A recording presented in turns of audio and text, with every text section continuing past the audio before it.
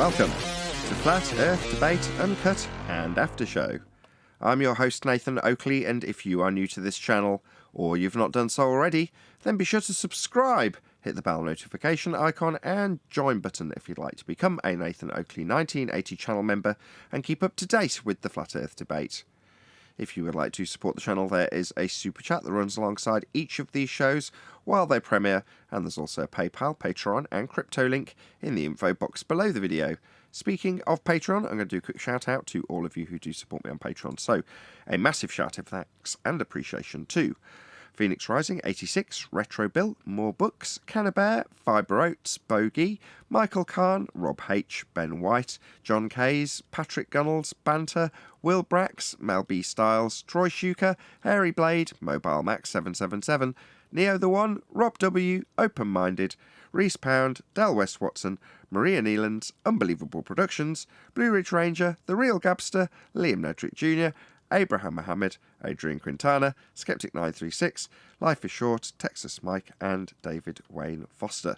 So another massive thank you to all of you for supporting me on Patreon. Now I will hand over to whoever is in Discord and Google so you can enjoy their dulcet tones while I set up for today's live show.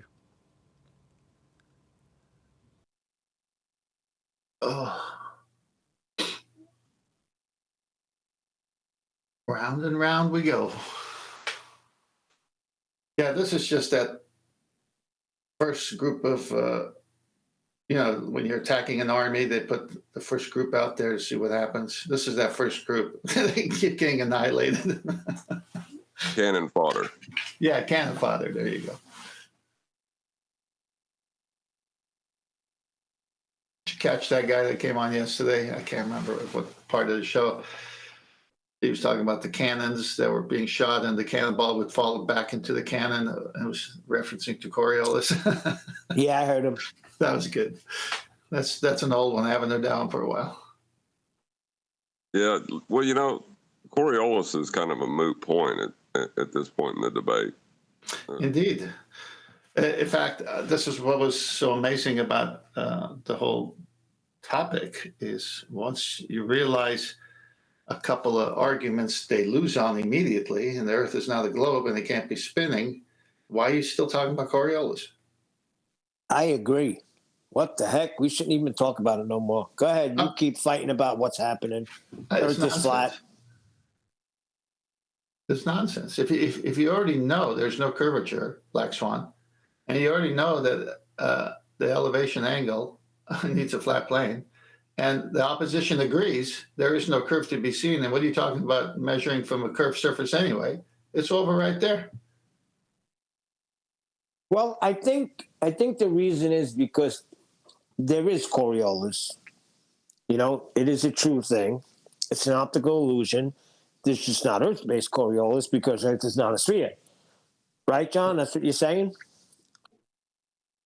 Well, yeah, and see, the thing is we could see an effect that could correlate perfect to Earth-based or to Coriolis, and it would be a moot point. Earth is measured flat. So I could grant them everything that they say, all the nonsense they spew, and it would not matter. Well, that was your rules of engagement for a debate, wasn't it? It hasn't changed.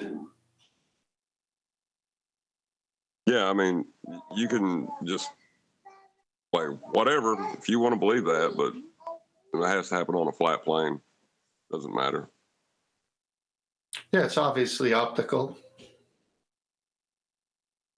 Whatever it is, like when the bottom of things disappear, due to weather, due to other things, due to the way the vision works in perspective.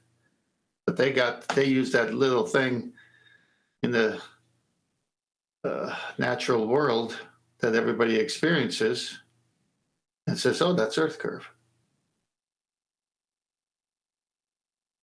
I think I believe them. I was playing Frisbee with my son the other day, and I threw it, and it was going nice, and all of a sudden it just made a left turn, and 10th man, it went right down the sewer perfectly. Zoom! Bye-bye, Frisbee. It was because the Earth is turning. That's right. Forget the nature of the Frisbee and how it works. It's the curve of the Earth that drew to the gravity, pulled it to the sewer. I have a question about the sextant. Can you speak up? You get closer to your mic. Yeah, can you hear me now? A little bit better. If you get a little louder, it'd be better. Well, I don't know what to do. I mean, Okay, that's fine. Just talk slow. okay. My question was, when you're using a sextant, are you looking at the horizon? Yes, at sea with the mariner's sextant, you have a horizon mirror. You bring the object, the luminary, sun, moon, star, whatever, down to just where it's barely touching the horizon, and then you waggle it from left to right to create the perpendicular to get the vertical. And then you say mark. If you cannot use the Earth's surface, the sea, then you must have another option. And the other option is a bubble sextant or an artificial horizon. And both those serve in the same manner, except they're artificial. Both give you a horizontal, thereby validating that the Earth's surface is horizontal, flat. So what are the 3 points used for the triangulation? Well, the triangulation doesn't happen until probably a second or third sighting of a different star, or go a while and shoot the same star and do some math and do it that way. So you get a circle of equal altitude with the first sighting. So you're somewhere on the circle, and the GP, the zenith position of the star, is in the middle of that circle. That circle could be 3,000 miles wide, from the radius, from the GP to the observer. You just don't know where you are on that circle, so you can't triangulate with one. You shoot another star, and when the two circles cross each other at 2 points, they're crossovers, you're at one of those 2 points. By shooting a third, it leaves no doubt. It's where they all three cross each other. Just type in sextant videos, and you can see how they show this circle of equal altitudes, so forth. Well, yeah, I did, and one of the things I got was you're looking through a sextant mirror to look at the horizon. So is the horizon one of the points? It's your reference point. So a non-physical point is refracted horizon is one of your points you're getting an angle from, correct? Well, it has nothing to do with that. It has to do with it being a 90, a right angle. You must have a right angle. So whatever part of the horizon you see. How are you getting 90? Can I finish the answer? Will you allow me to finish the answer? I'm just wondering how you got the 90. Well, if you allow me to finish the answer. Or are you a troll from the beginning? Oh, I hate talking to people. I'm curious. I've been asking this question for a year now, and flat earthers seem to be stumbling. Well. Answer it. Just let him shut up and answer. Go ahead. No, I want to call him out for what he is.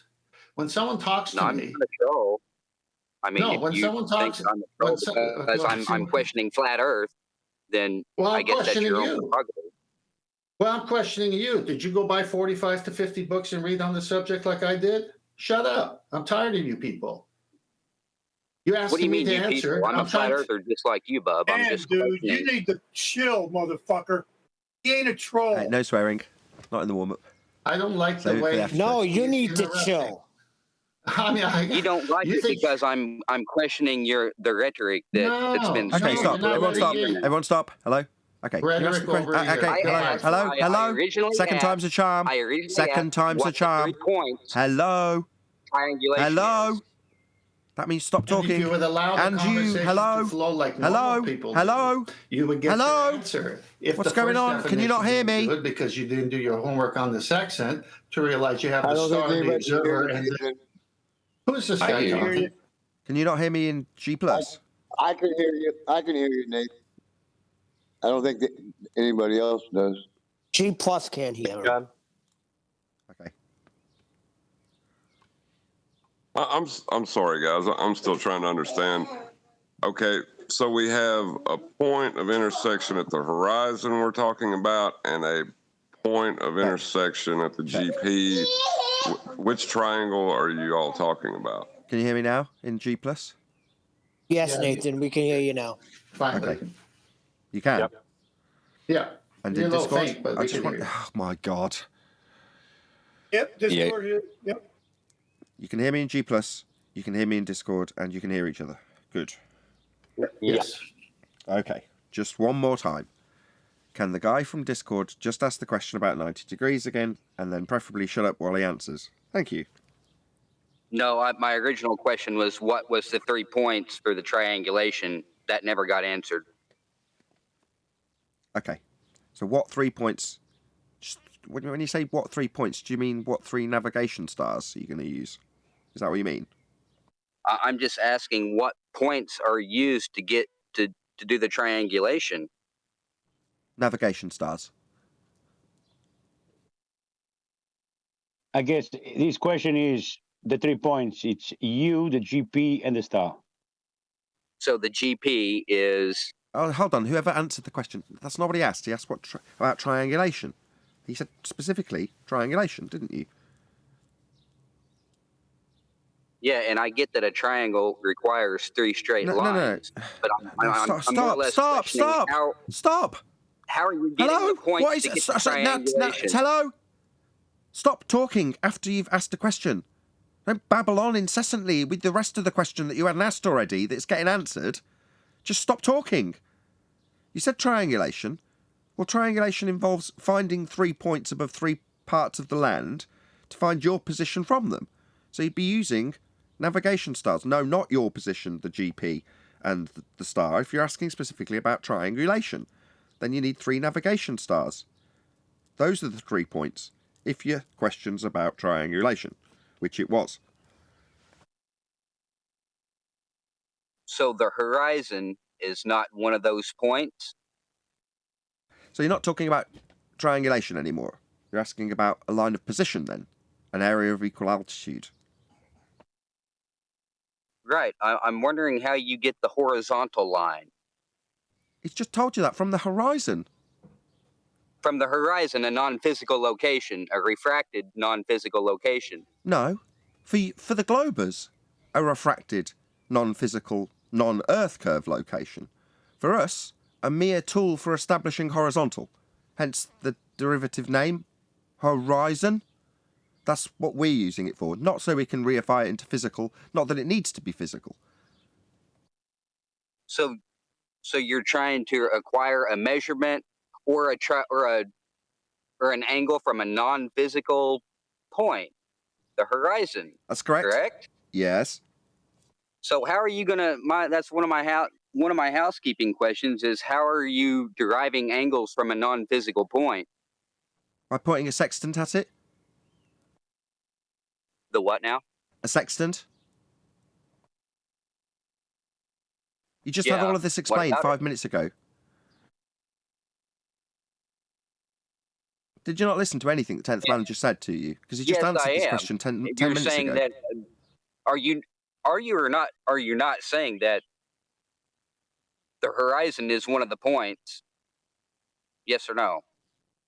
Already been answered twice by me and 10th. Yes. And yes. Okay, so my next question, is the horizon a physical location? Yes Doesn't or no? need to be, because when you say one of the points, you are not measuring the horizon as a point, you're establishing horizontal with it. The point that you're measuring that becomes part of your triangle for your line of position, that could be miles beyond the horizon, physical or otherwise. It's just being used to... It's not one of the measuring points. You're misapprehending how we debunk their claim of a physical location to block boats and buildings, an Earth curve edge, with merely a phenomena used to establish horizontal. The point might be way, way, way beyond where you can see.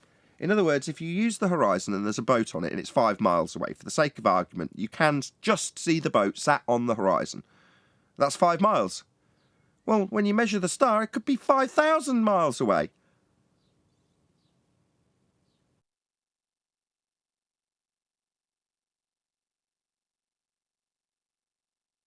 I'm glad that got cleared up.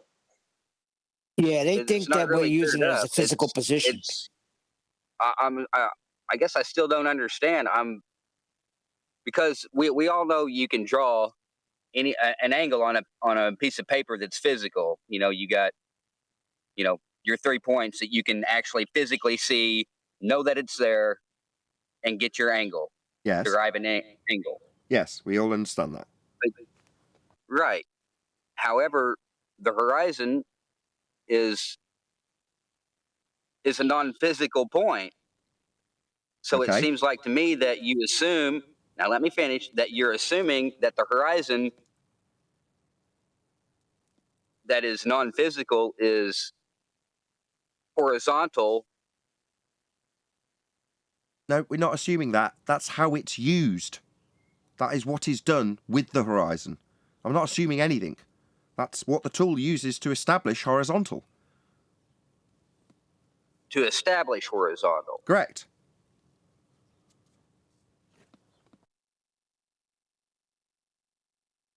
You need a baseline, and you're drawing an angle. What you need is an angle, right? Well, your first line is your baseline. Well, you need to level the tool so that it's flat for a flat baseline. Then you've got an angle to the star, and then if you imagine a plumb bob drop down from the star, that would represent the position below it on the ground, known as its GP. There's your 3 points on a triangle in 3-dimensional space. The star, the position below the star, and then a flat baseline from your feet to it. Well, to get an angle, you first must have a baseline, and then whatever elevation you come off that is your elevation angle, the degree marker to the star. But the horizon, used to establish the baseline, doesn't have to be anyway. It could be a mile away. If you happen to have a foggy day and you can see the horizon a mile away, you can still use it. It's just used to establish horizontal, based on a perspective view of the world that gives us this very useful tool called a horizon. I think I know what the problem is. The phenomenon of the horizon is what we derive our geometric concept of horizontal from. It does not mean that the horizon is geometric. But Thank you. Right, but we weren't measuring it. I've just said it for the third time. We're using the horizon to establish horizontal for a baseline. That's not measuring it. It's using it to establish a baseline. right, yeah. So I don't see where the debate is happening here. It's cleared up now. It's used for navigation. That's how it's used. Such a succinct and concise summary, Neil. Thank you. Detailed and everything. Okay, Well, they keep thinking it's a physical position. The first point That's okay. Of this angle is what? The first point, there's only one point after you've established a baseline. That's the star. So once your tool is level, and as explained earlier by 10th, you can either do that with the horizon or with a bubble. But once you've got the tool level, what you raise the angle of that mirror above that line is the rotation on a protractor, so to speak. Well, however many degrees you come up off that line that you've established with a bubble or a sextant is your elevation in degrees to the star. So that's the only thing you're measuring. But to measure it, you've first got to have the first part of the protractor, if you like, flat. So you lay if you were looking at it from your eyeball literally in the sand, in the ground, and you literally had a protractor perched on your head, as you looked out, level with your eyeball, you'd have the ground, and then as you looked up through the protractor, you'd see the star, and you could see whatever marker there was on the protractor as you looked through it. Now, obviously, you can't get your eye literally into the sand to do that, so the sextant is the solution. It's essentially a tool for doing exactly the same thing. But the first step in using that tool is getting it level for an angle measurement. Yeah, you said it's 0 degrees, and that gives you the baseline that you need.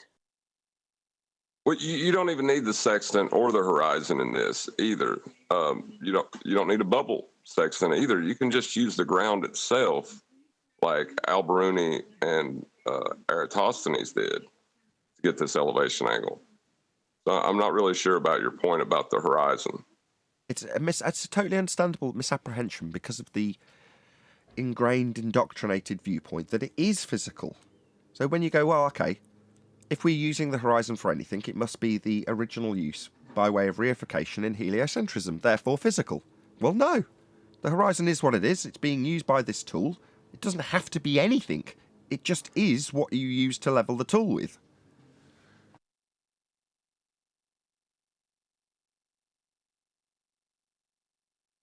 It just seems like to me there's only two physical points, and the third point is non-physical, which is going to give you your horizontal line, and that's what I'm questioning is how you're getting the horizontal line from a non-physical location. Well, you're not. Oh my God. You're not. You're trying to establish where the star is above at a given time.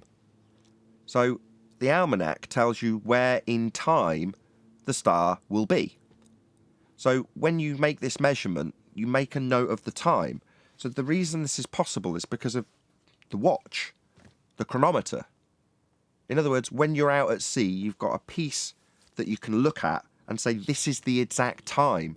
So therefore, at that time, that navigation star is directly above this point on the ground at that time. Well, if you can measure it and you know where it's above at what time, and you've got your angle to it, you've got everything you need to make a triangle, and then using a nifty bit of maths minusing your angle from 90 degrees, it gives you the distance on the triangle. Just a bit of simple trick. And then you've got your distance to the GP of the star, and on the map you can put a compass and draw a circle of that distance. And then along the outside edge of that circle that you've drawn, you might be anywhere on that outside edge, which is why you have to do it again with a different star and potentially a third time, so that you can see where the two circles cross over. Then you know where you are. But that's only made possible by us knowing where a star will be at a given time. So tonight, if it's a clear night, go out and look directly up to your zenith, 90 degrees from your position on the ground. In other words, lying on your back, you'd be looking directly up. And if you see a star directly above you, now it might not necessarily be a navigation star, but it makes my point all the same. That star is at that location at that given time directly above your position, which means that the position on the ground is known and you can measure it by way of the angle to it. That's what's being done. So there is no physical reification of the horizon. It's just a useful thing that you can see to get a level tool. Yeah, that's what I'm getting at.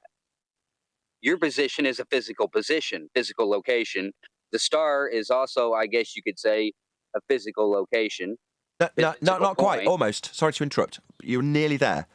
No, the star's not a physical position, but where you were in my last example, looking up at the star directly above you, well, the star is directly above that point on the ground, isn't it? So that's what you really want, where it is on the ground.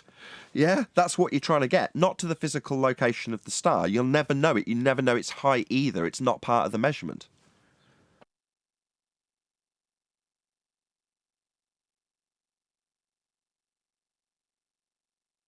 Yeah, it's the GP you want. Ground position or geographical position. The point on the ground. That's the bit you want. Right. So there's basically only one physical point in this triangulation, correct? Yeah, the star. You just said the star wasn't physical. The point below it... Oh, God. Let's try it slower. The point below it, its GP, is very much a physical location on the ground. Now, by coincidence, right, I'm out at sea. And I go, oh, I need that navigation so I can see it really clearly. I know what it is. Let's get the sextant out and get it level and measure our angle to it. So I do it. I level my tool. I can see the horizon. And I point it up at this navigation star and I measure the angle. Then I go, what's the time? Exactly. And make a note of it. Right. Now, just by pure coincidence, you, at that very moment, happen to be lying on your back looking directly up. And that star was directly above you. Therefore, because I know the time in space where that star's going to be at a given time, I know where it's above on the ground. And you're looking up at it. So even though I'm out at sea pointing at a star over the land, because I can't see the land, but I can still see the star way beyond the horizon. Let's say it's a couple of thousand miles away.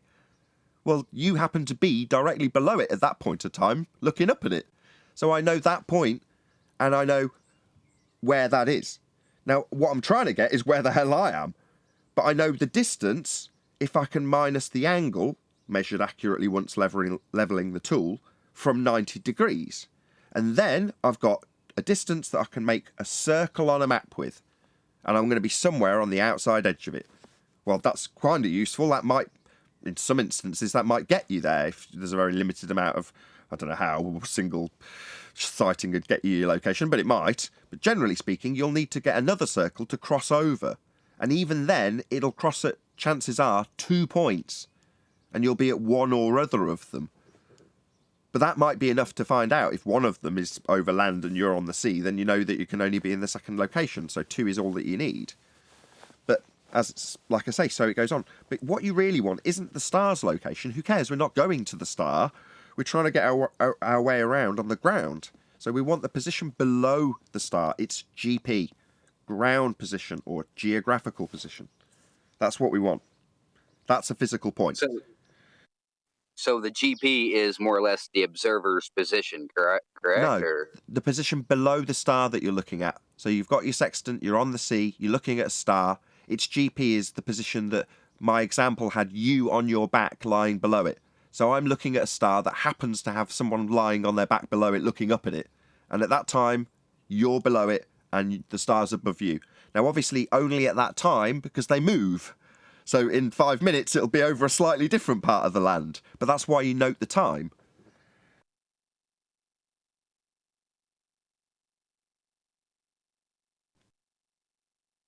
That was Introduction to Sextant-Based Navigation by Nathan Oakley.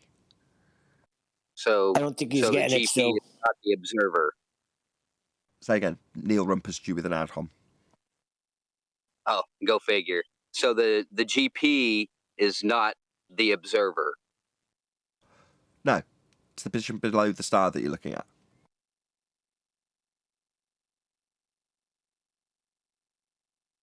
But the angle from your position is physical. I wasn't ad homing him. He's not getting it. The silence is deafening. Okay, you're telling me you got this first time. I certainly didn't.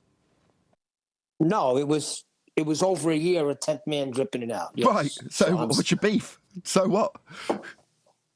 I'm I'm just saying he's not getting it yet. They'll get it. Oh, that's so helpful. Yeah, You'd I'm make a not great getting it teacher. yet. I haven't got it for over a year now because I don't see how you can derive any angle from non-physical points. See? Here's my bingo. With a sextant, pointing at a star, having leveled it with the horizon.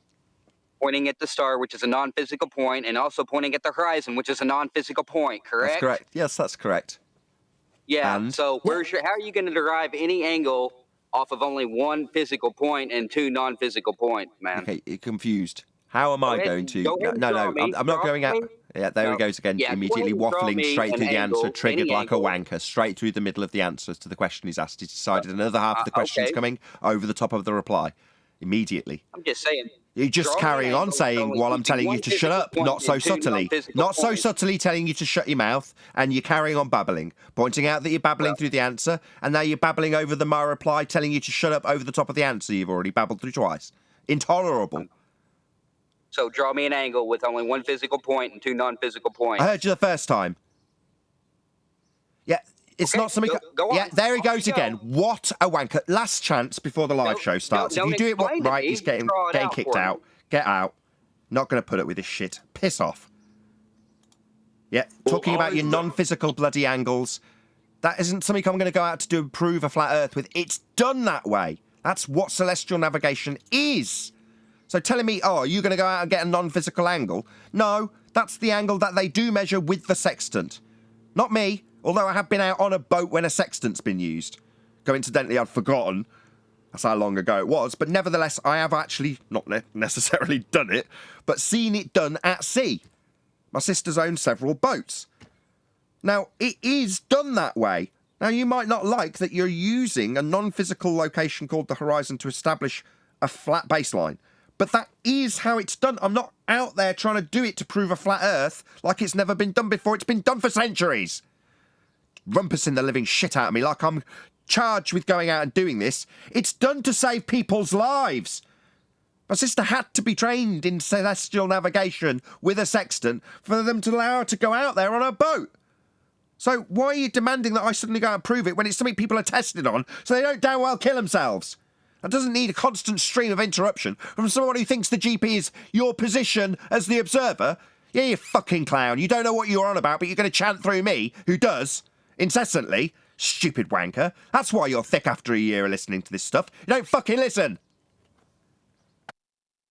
That's right. And that's why I said it's celestial navigation. That's how it's done.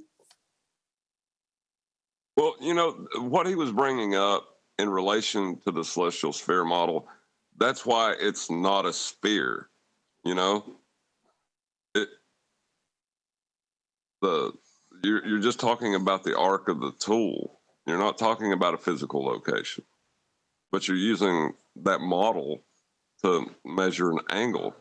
Or, well, not that model. You're using reality to measure an angle, and then you're modeling it into that, you know? John, they've been doing it for centuries. That's what I don't understand with these people.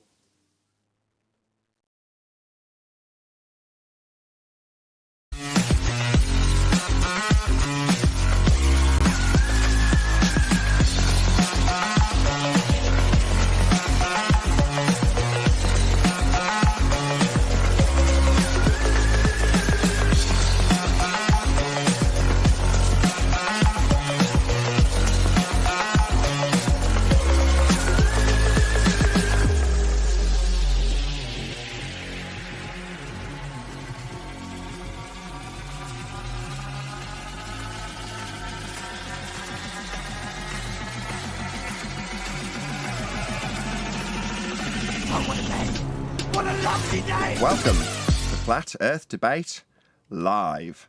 I'm your host, Nathan Oakley, and if you are new to this channel, or you've not done so already, then be sure to subscribe, hit the bell notification icon, and join button if you'd like to become a Nathan Oakley 1980 channel member and keep up to date with the Flat Earth Debate. If you would like to support the channel, there is a super chat that runs alongside each of these shows while they are live, and there's also a PayPal, Patreon, and crypto link in the info box below the video. Most importantly, if you'd like to join the discussion, simply mute the page you are currently watching, then click the link in the info box below this video to join the panel and express your views on the nature of Earth. If you do join, please don't swear. If you do, you'll be ejected. And if you are, please don't try to rejoin the stream using sock accounts. You'll be warmly welcome back on the next stream. Please also share the show on social media.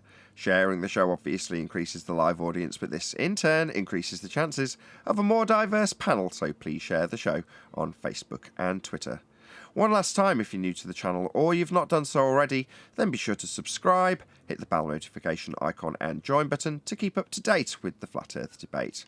Now, we are joined by 10th Man, Neil, Refracted Curvature, Brian's Logic, and a whole bunch of people in Discord, so welcome one and all. Hello, hello, hello. Let's get it going. Whoa! Good afternoon.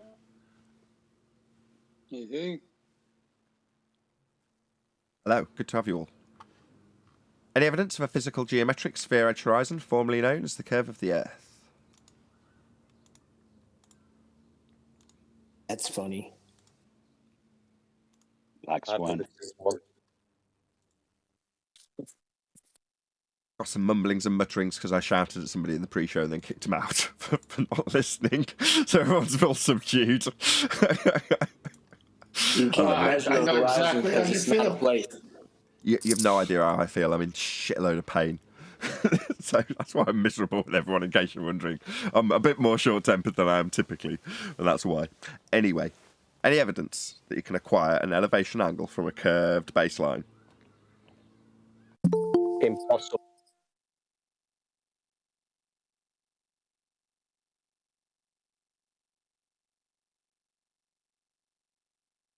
Hello. Hello, Arwen. That's really all you. Go ahead, John. I was going to say that's really all you need to prove the Earth is flat is the baseline.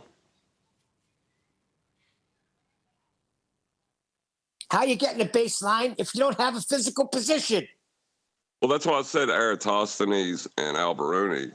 You know, they both used the aspect of Earth, which is a flat baseline, to measure angles with.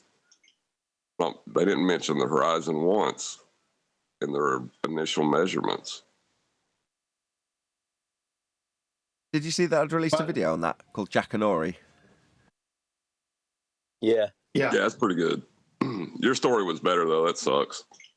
No, the dress was great. They're both... Yeah, yours starts out by... Again, I didn't notice this when you said it on the live show, but there was a man who wore a dress called Eratosthenes. That was how you started off. And then I cut to a picture of, the first one I found when I just did a Google search for an image, and he was there in a dress. What do you want? Couldn't have been more appropriate. Any evidence of axial rotation of the Earth-based variety? Gonna need that for that. Yeah, that ends it right there. No need for Coriolis. Yeah, you got to kind of beg the question of the Earth having a radial value if you're going to argue Coriolis of Earth.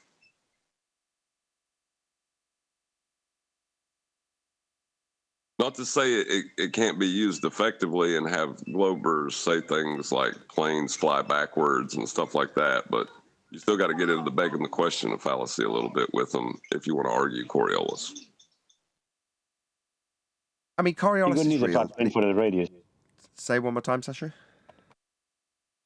It was George here. Just saying, Jorge, you need sorry. a flat plane for the radius. I missed it because I corrected who you were. Sorry, Jorge. One more time. Now, I'm just saying, you're going to need a flat plane to measure a radius. I can measure a radius on the surface of my snooker table. Doesn't make the snooker table a sphere. Yeah, you could with the lights above the snooker table. Yeah, I don't see why not. It's a good example. Perfect setup. What do you reckon, John? Snooker table. You know what I mean? With the lights dangling above it? Oh, yeah, I could turn that into a sphere easy. Yeah, you could get a radius from that, no problem. I love it, Jorge. That was excellent. His what table? Say that again? Snooker. Billiards. Pool. In a posh snooker hall here in Britain. Maybe it's not different. Maybe it's different there. Number one, a snooker table's massive. And number two, it's got a shitload of lights hanging over the top of it. Well, that's quite a useful little setup, isn't it, for deriving radius value from the perspective view of the lights over the table. Precisely as Earth's been turned into a sphere by way of elevation angle measurements taken from a flat plane, which is what we live on. Excellent. I love it.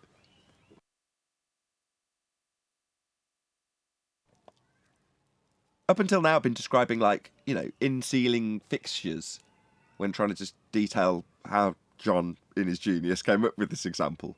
Well, verbalising it, I can now do it with just a snooker table or a pool table and a couple of lights dangling over it. I've never heard it referred to as a snooker table. We call it a pool table. Okay, there's a game called snooker, Neil. Now I'm aware. Thank you.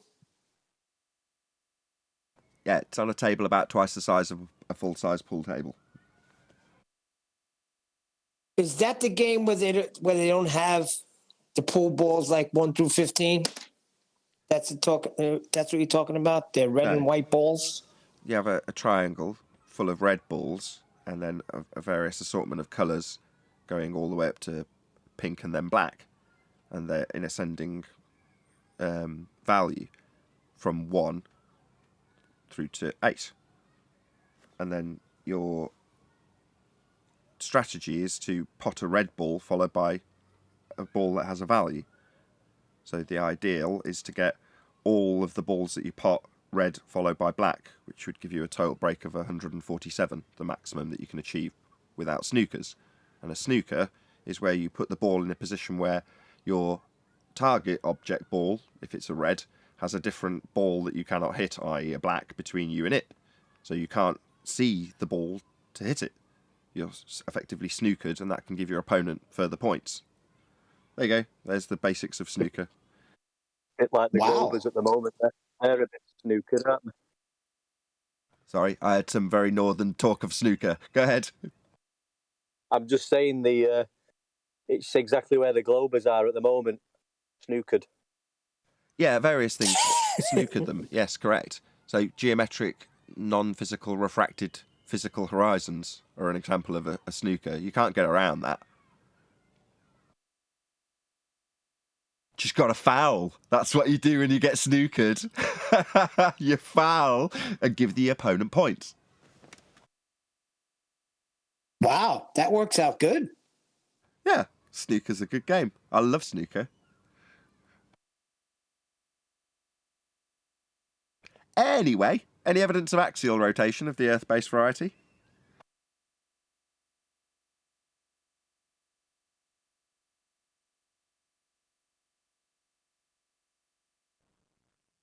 Hello?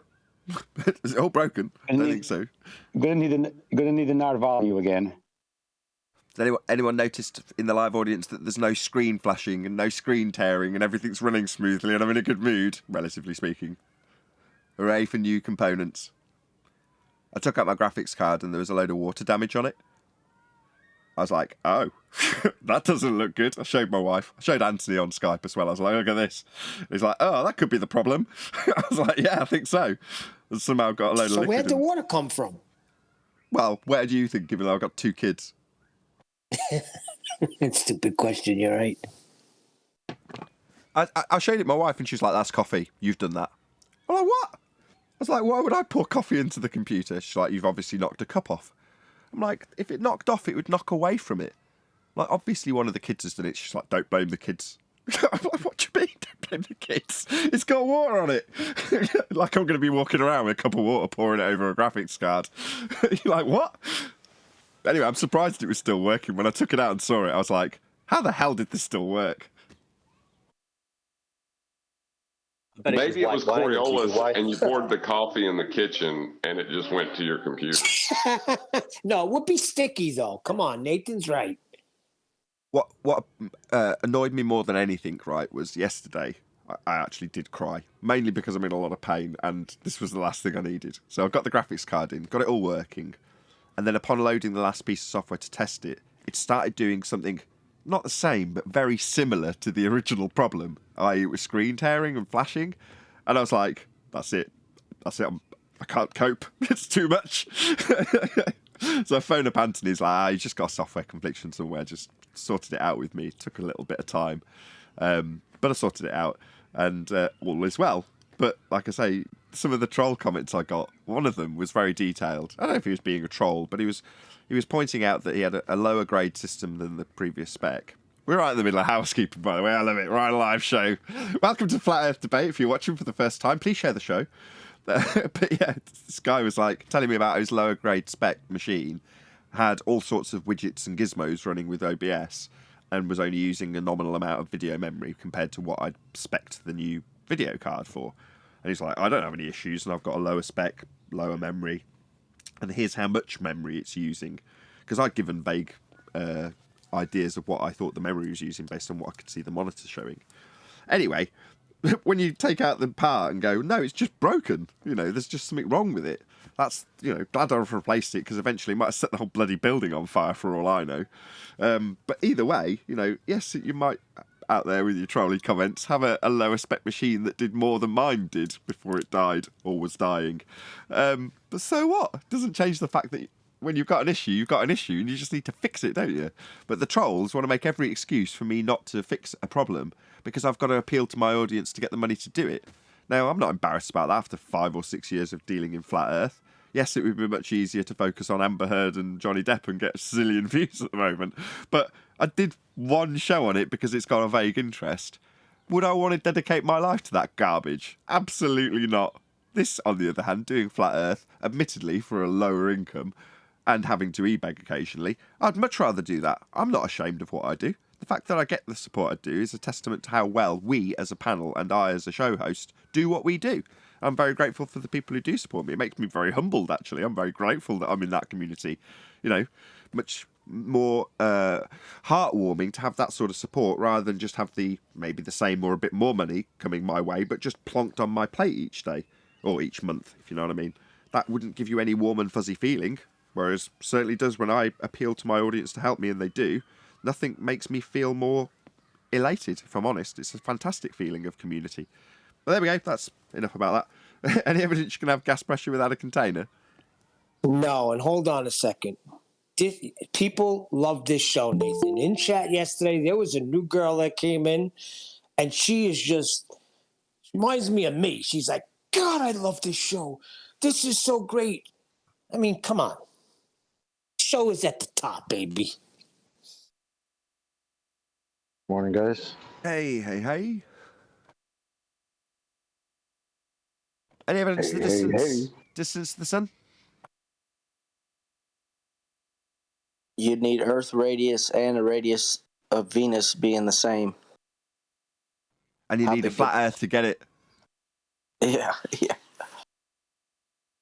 What a story.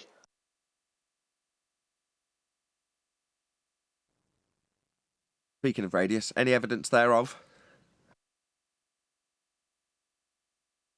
100 people watching.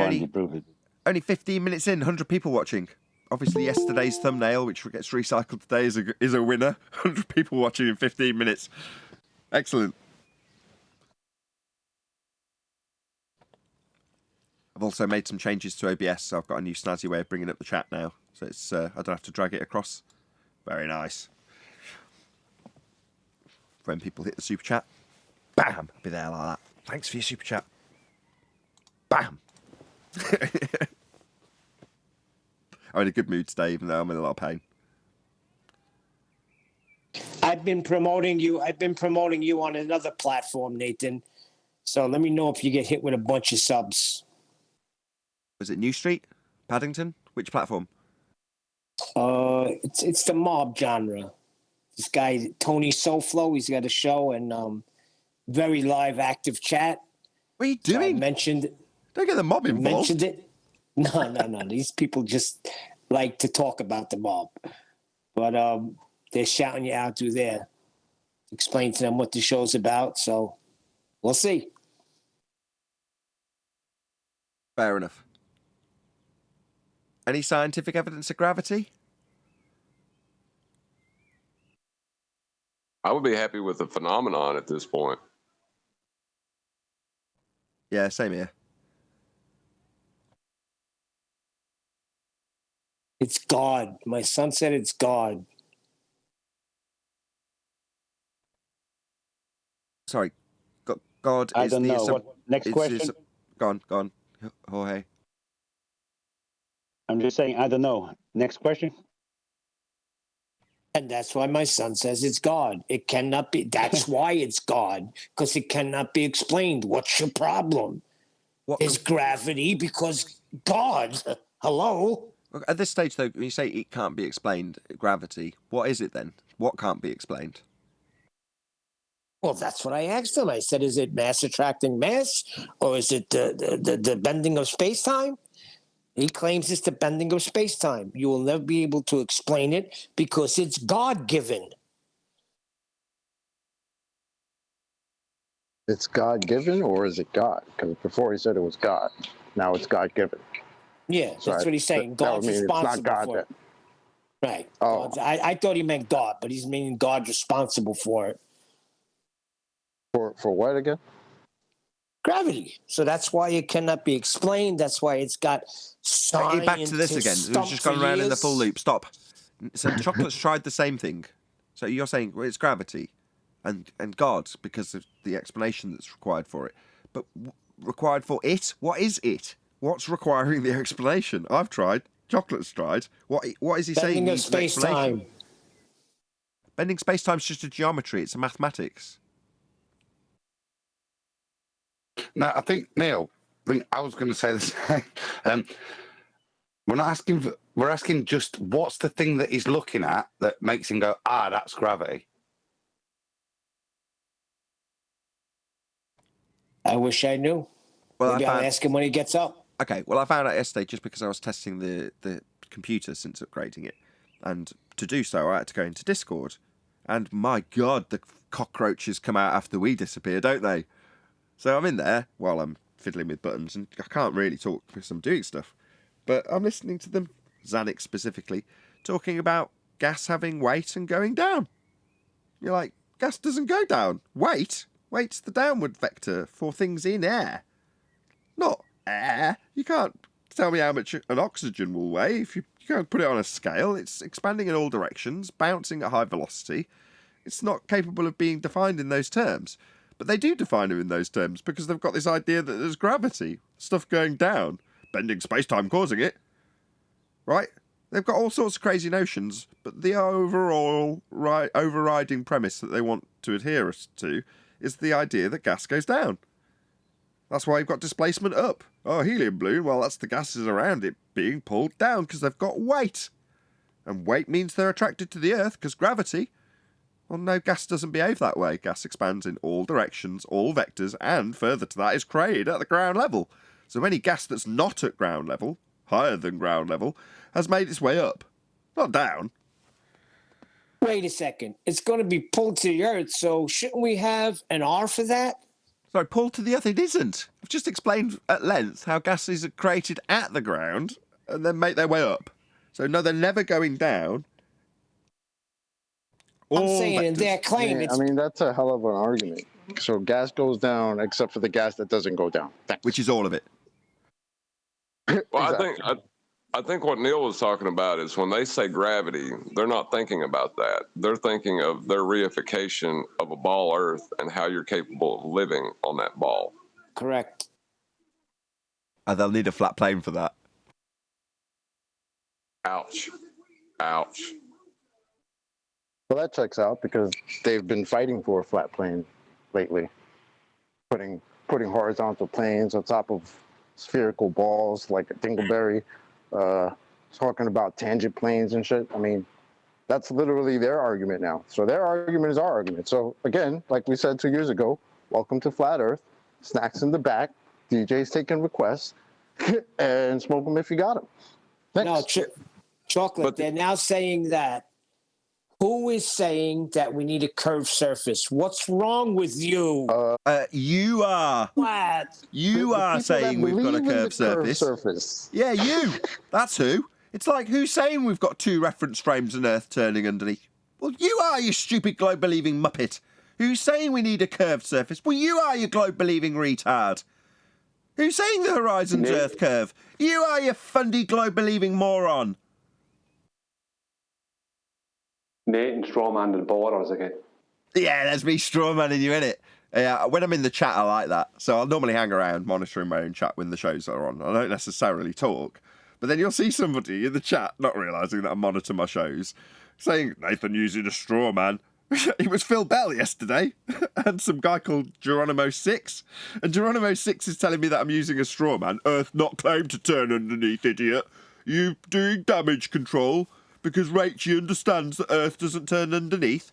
And then lo and behold, Phil Bell comes along and starts talking about gyros and pendulums. Hey, Phil. So I was like, Geronimo, you there? You're going to set the record straight? Phil's using that straw man. That was hysterical. I was checking that out in chat. That was very funny. Were you around while that was happening? Start having debates with themselves as to establish what claims they should actually make claim to. No, it's apparently they don't know. I've heard one of those debates. It is the most just sickening thing you'll ever hear in your life. But they'll all end up agreeing after they've made it so confusing that nobody can understand it. Yeah, I saw that 7 years ago, before I even understood what Coriolis really was at all. I watched The Rumpus and George Netanyahu do that for 2 straight hours on Erectile Dysfunction channel. Back and forth, with one of them claiming non-inertial and inertial reference frames, Earth turning underneath, Coriolis effect observed, in line with the globe, the other claiming no effect to observe, Earth and atmosphere moving as one. And they just back and forth it for about 2 hours. It was amazing. They're capable of doing it. Maybe you should bring it back for 2022, guys, because it seems like you're right back where you started. Yeah. Well, yeah, the thing is, though, the arguments moved past them. You know, Coriolis has an antecedent of a radius, which you have to get from a flat plane. Ouch. Can't have axial rotation without a radial value, and you'll need a radius.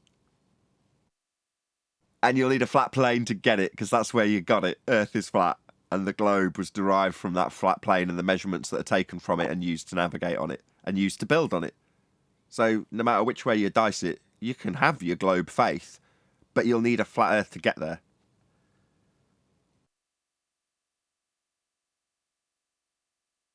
That's going to leave a mark. More so than any other thing that we've debated about to date. The realisation, we knew all along. We knew in 2015 when Red Rhetoric was addressing Jaren via Smokescreen Design's reply when he detailed how you could do the Aristophanes, or whichever example he gave, with elevation angle measurements that could be done without inserting the R value. You're like, hang on, without inserting the R value to the flat plane measurement that's being used in both instances? Well, then there's a flat plane being used in both examples. It's just one's got an R value shoved in that needed a flat Earth to get it. So you're pretty much snookered. That'll be you, globe believers. Not my reference frames, not my Earth curve, not my axial rotation. None of them are my claims. Not a straw man when I say globe claims Coriolis. It does. We just don't see any drift. Can I ask you a question? Is it true they add R value to the geodetic surveying after they've took some measurements, and afterwards they put a globe mathematical calculation to that after they've made an angle measurement? Is that true? When you say geodetic surveying, for what purpose? I was having a conversation with somebody about how the R value is measured, and they said it was through geodetic surveying. So I had a quick look at it, and it explained that it's to do with pinpointing locations on the Earth, and then thereafter adding some radius values. I see. By way of a presupposed tangent plane. Yeah. Yeah, that's by way of a presupposed tangent plane. Which is contradictory to the celestial sphere model to assert a tangent plane. The answer on one deck is yes. They measure everything flat, then they add in our or afterwards. If you research total stations, let's say the Lite total station, they're probably one of the top, if not the top make. You will find that all the coordinates, all the raw coordinates are all in 2D and 3D flat plane. And it's not till afterwards, when all the data is taken from the Lite total stations, that they then add OR in afterwards. But they never really add OR in because they're just dealing with reality. So all this stuff about adding OR in, that's just like a mathematical game they play if they need to. No one's adding OR in reality because you don't need it. It's not part of reality. But they can mathematically add it in afterwards, and they do, to make a globe up eventually. But if you get the best maps, the most accurate maps you can find are OS, Ordnance Survey maps. They're all flat plane maps. That's why they're the most accurate, because they use a flat plane. 3D and 2D Cartesian and 2D polar coordinates. But wouldn't inserting R invalidate the measurements they took to begin with? Yeah, it would, but Brian's not on that tip at the moment. So I saw Brian's comments in my video, or someone else's video it may have been actually, where someone was talking about the presupposition of a globe Earth, and Brian pipes up going, yeah, you'll need to measure an R value, and I know how you do it. it's done with a flat plane. He elaborated a little bit more than that, but for the consistency of this explanation, it's good enough, right, Brian? Yeah, that's right. I actually said, I think it was on one of your videos, I said, you're going to need to measure 2 Orr values, a dual radii. And I know how you do it. And I don't think I even elaborate. I think I just went, and I don't know how you do it. And I think I elaborated something about the horizontal plane, but I kept it very subtle, and I put a little smiley face. In other words, you don't even have a measurement. Well, it's gone beyond, the... If you want to look at it in one way, if you've got a really exemplary heliocentric understanding, well, no matter which way you dice it, understanding the underpinnings, the foundations of the heliocentric measurements in the first instance, that would be the acquisition of dual radii by way of elevation angle measurements to Polaris off a flat plane, then your knowledge is beyond any heliocentric knowledge, because you've got the root of how the model was devised in the first instance. So there is no heliocentric knowledge that's better than the origins of where their entire model came from. And the fact that that stands in violation of the celestial sphere model means that you've just got a better understanding of the world and how it actually is. Because this is how it's built on and how it's navigated and measured, regardless of how it's reified into a sphere by way of derivations of R values from flat plane measurements. But we've got now, and I would say, as a result of this direct connection to our subject matter expertise, which is flat Earth, we've got a direct connection to heliocentrism. We've expanded our scope beyond expertise in flat Earth to expertise in heliocentrism, because we know the model, how it works, and its root origins, which are coincidentally part of our expert field. And you know what? It's excellent that you have up on the screen there, Nathan, perspective hijacking Earth curve. Because what happened is what they've done is they've used angular size, right? And what they've done is that they haven't exactly turned angular size into globe because that doesn't work. They had to add in 7/6R to bring things up to where they would have to be for the angular size. So they took the perspective first, and then they started adding in refraction to make up for what the globe Earth wouldn't show, right? But then what they did is they started trying to attack us with angular size. It's like, well, the angular size of this is this, and the angular size of that is that, and they don't match up, and blah, blah, blah. But in reality, if you're looking, like the Blackpool Swamp photograph is a great example. In reality, what you're seeing in reality is not an angular size measurement of that mountain in the back. You're not able to see the bottom from the bottom to the top of the mountain. So you can't take an angular size measurement of that mountain, but you can do an orthographic view of that mountain and you can get the height of the mountain off of Google, and you can do an angular size off of that, and you can match it to the tower orthographically, and you can make it look like how it wouldn't work, on a flat plane orthographically.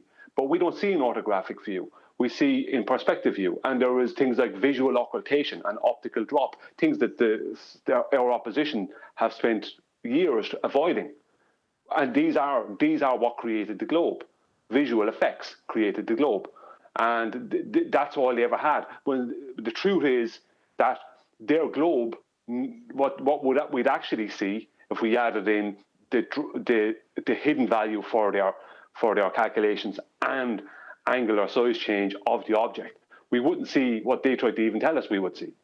So they really did take every bit of perspective they could and made a globe out of it, because that's all elevation angles to Polaris are, aren't they?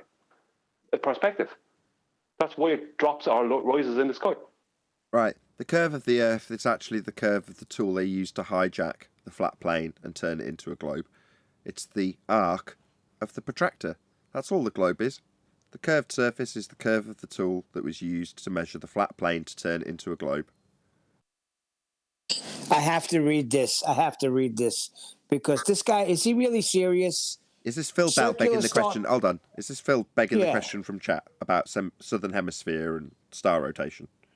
Correct. Okay, Phil begs the question. That's what he does. He's an old dog. He's only got a couple of tricks. One of them is to beg the question, like he's done in the chat.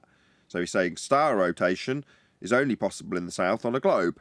So he's assuming that the south is south hemisphere, bottom of a globe. begging the question fallacy. Yeah, that's his first trick, old dog. His second old dog trick is to reverse the burden and start demanding that you prove his claims. He's only, like I say, got a couple of fallacies up his sleeve. The fallacy king, I guess, huh? Yeah, I had them both pegged. No. I just... Not the fallacy king, just a couple of fallacies up his sleeve. Just a couple. Wait, who am I? Oh, Nathan Oakley says we presuppose the Earth is a globe. Well, yes. We presuppose the Earth is a globe. Thanks, Phil. See, there Always it be is. classic. At Neil, Star Trail's impossible on FE. It's like, that's your claim. So what, you're going to reverse the... Literally, I've just said this to the live audience. That he's only got two tricks. And within a second or two, he's typing it out while I'm saying it. Well, it's not possible on flat. So what you're saying there is really Neil should go about proving your claim when you beg the question of southern hemispheres. That's now his burden to prove, is it? No, it's just you're only a two-trick pony, Phil. All you know how to do is beg the question and reverse the burden. It's absolutely pathetic. Ugh. It's actually sad. Anyway, enough talk of the chat skanking. Any single viable hypothesis from any of the fields of astronomy, cosmology, or astrophysics? Negative.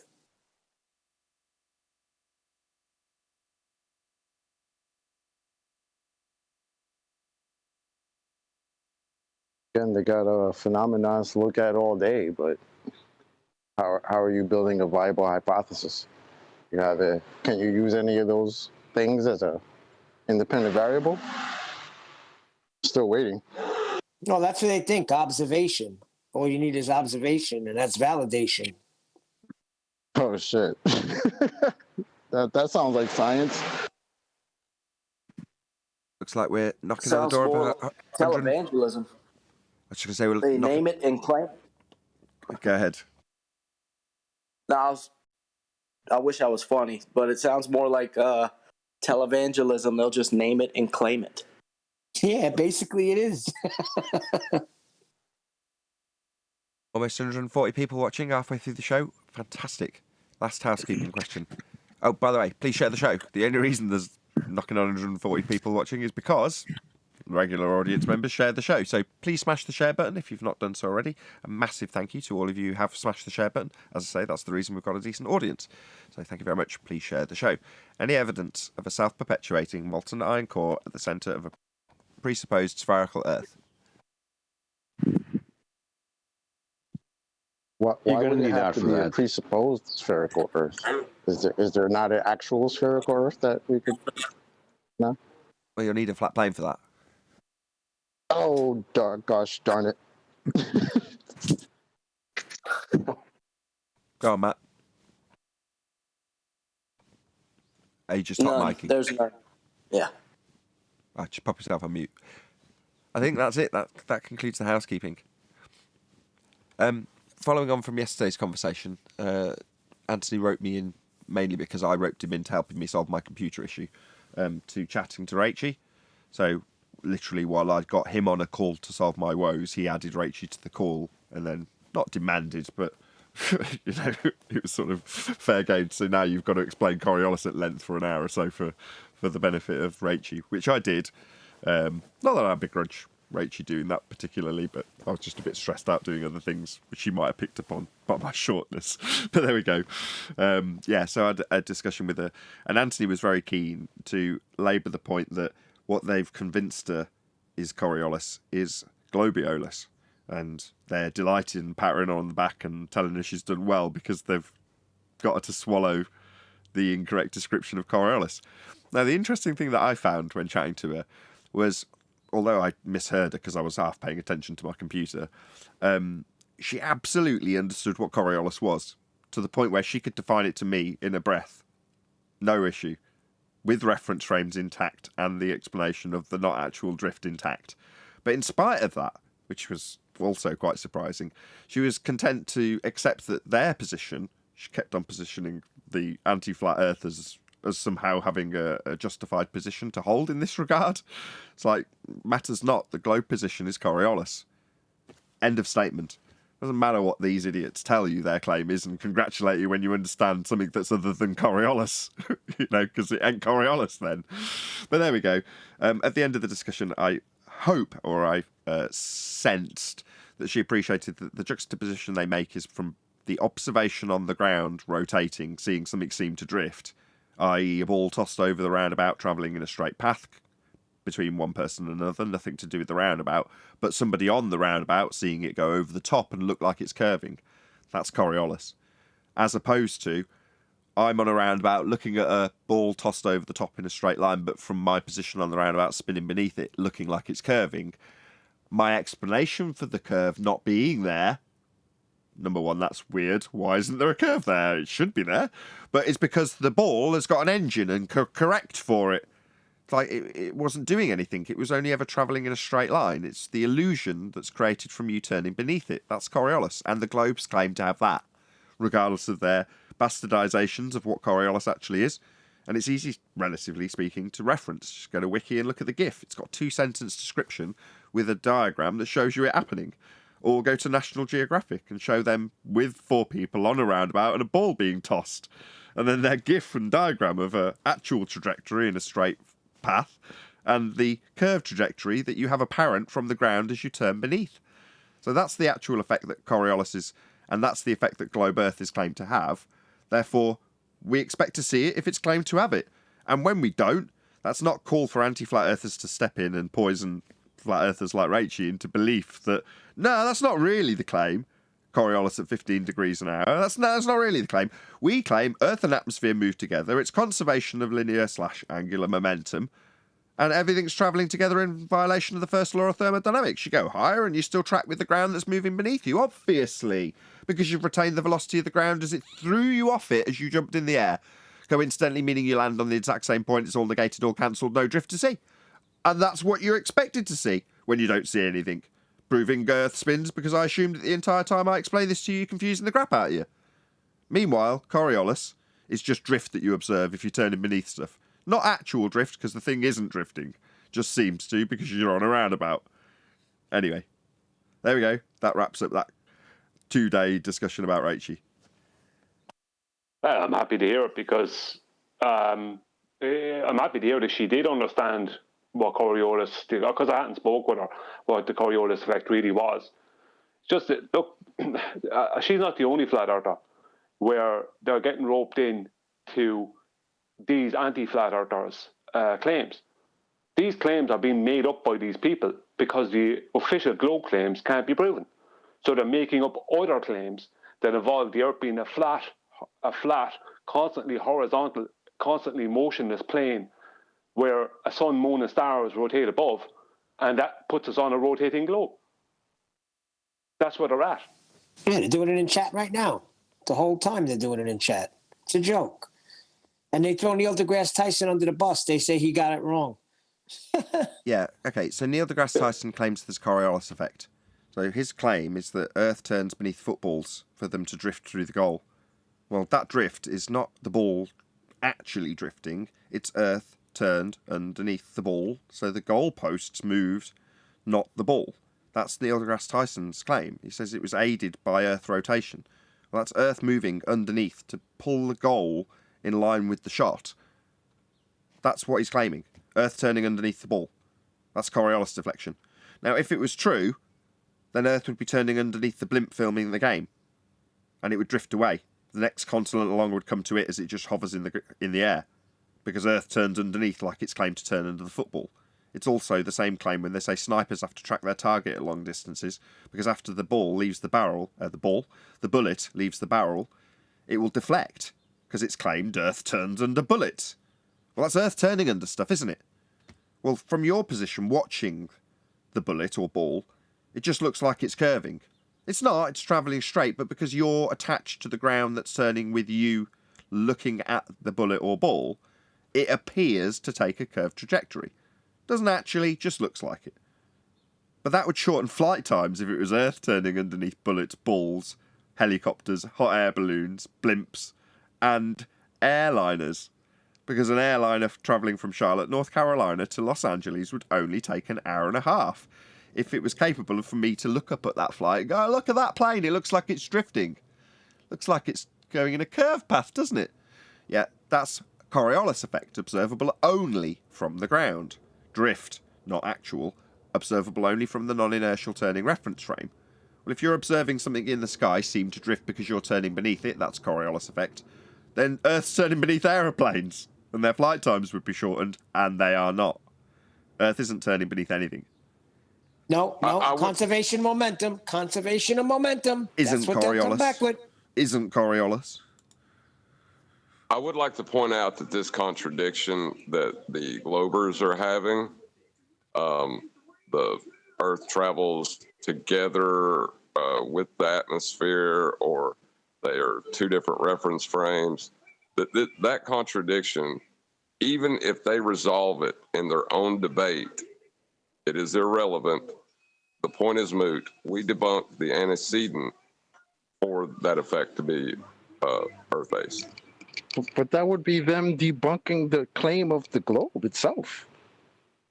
I mean, that's what I find funny, is that the world-renowned priest, astrophysicist, who gets paid to run around the world and teach people about this crap, he's the guy they're saying is wrong about this.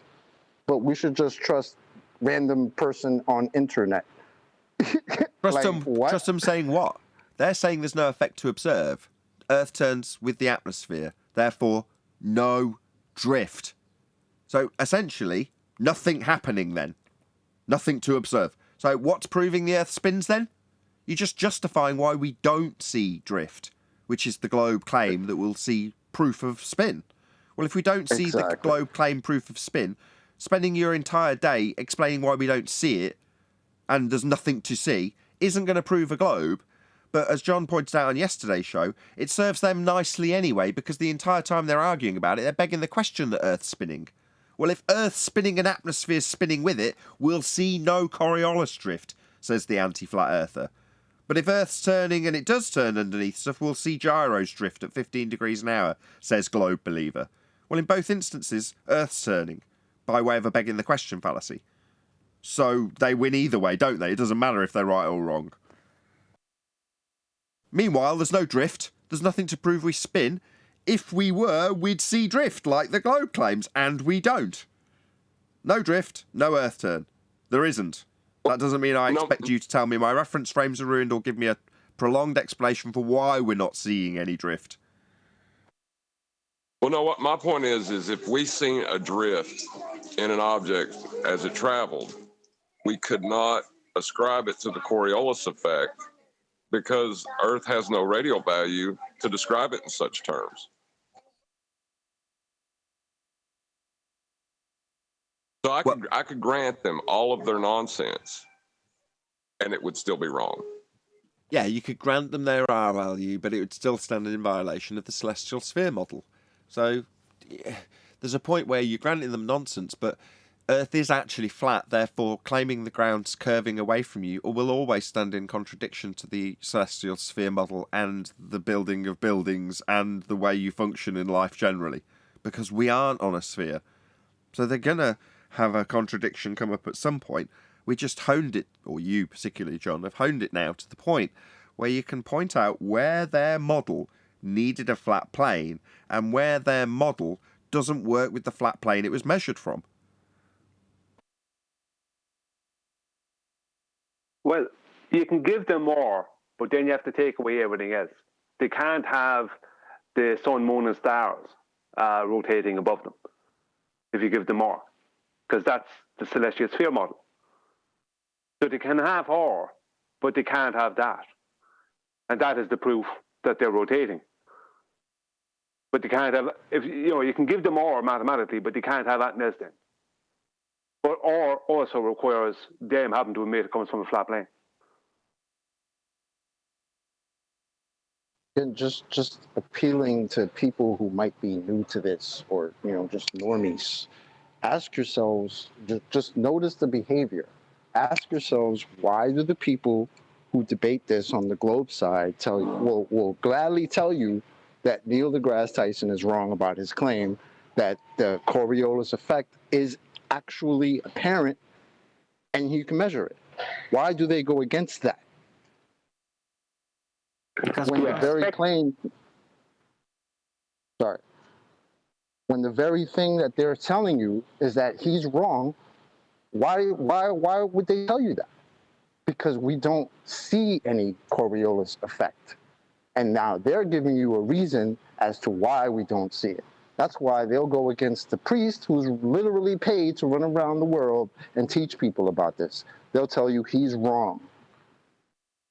Right. Well, he is, technically, because we don't have a Coriolis effect. And they know that, and it destroys their argument. So what they have to do is tell you, oh, why would you expect to see this thing that's claimed to be seen all the time? Well, Just notice that. My response to that would be, okay, so if we wouldn't expect to see any Coriolis deviation and our reference frames have been ruined, what proves the Earth spins then?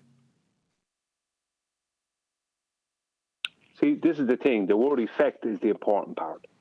Like what you just said there, Arwen, is extremely important because if we can demonstrate what happens when we have a non-inertial reference frame and an inertial reference frame, and we can demonstrate the effect that we are calling and National Geographic are calling and the rest of sanity are calling the Coriolis effect, well, if they don't have an effect to show and they don't have a force that they can harness because they're claiming a force, they call it the Coriolis force because it's incorrectly, as far as I'm concerned, called a pseudo-force.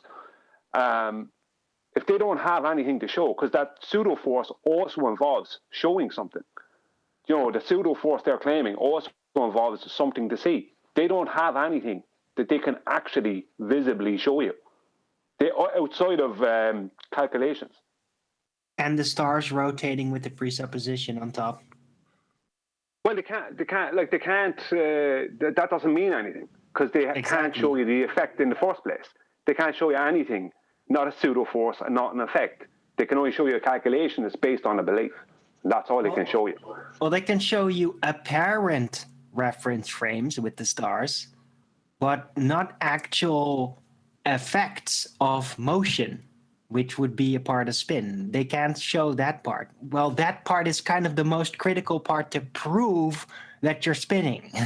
Exactly, not denying the effect. Rotations don't really prove anything physical. Exactly, they're just begging the question of it, and the thing they need to actually prove it, they're denying we would see, i.e., we wouldn't expect to see drift. It's like drift is the thing you need for us to see to prove we're spinning, not a denial of the thing that you need.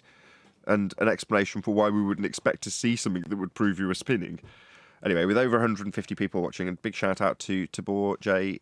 Is it Eaton? Einstein married his cousin, calls his theory relativity. Comic genius. I know, hold on, let me improve on that. He married his cousin twice. That's what E, Einstein, equals M, married, C, cousin, squared twice stands for. Where did you get that? That was brilliant. Excellent, Arwen. Very droll. That is saying the roundabout. It's also true. He did. Yeah, I watched a Taboo conspiracy video where he's talking about the elites who all seem to marry incessantly with their own family,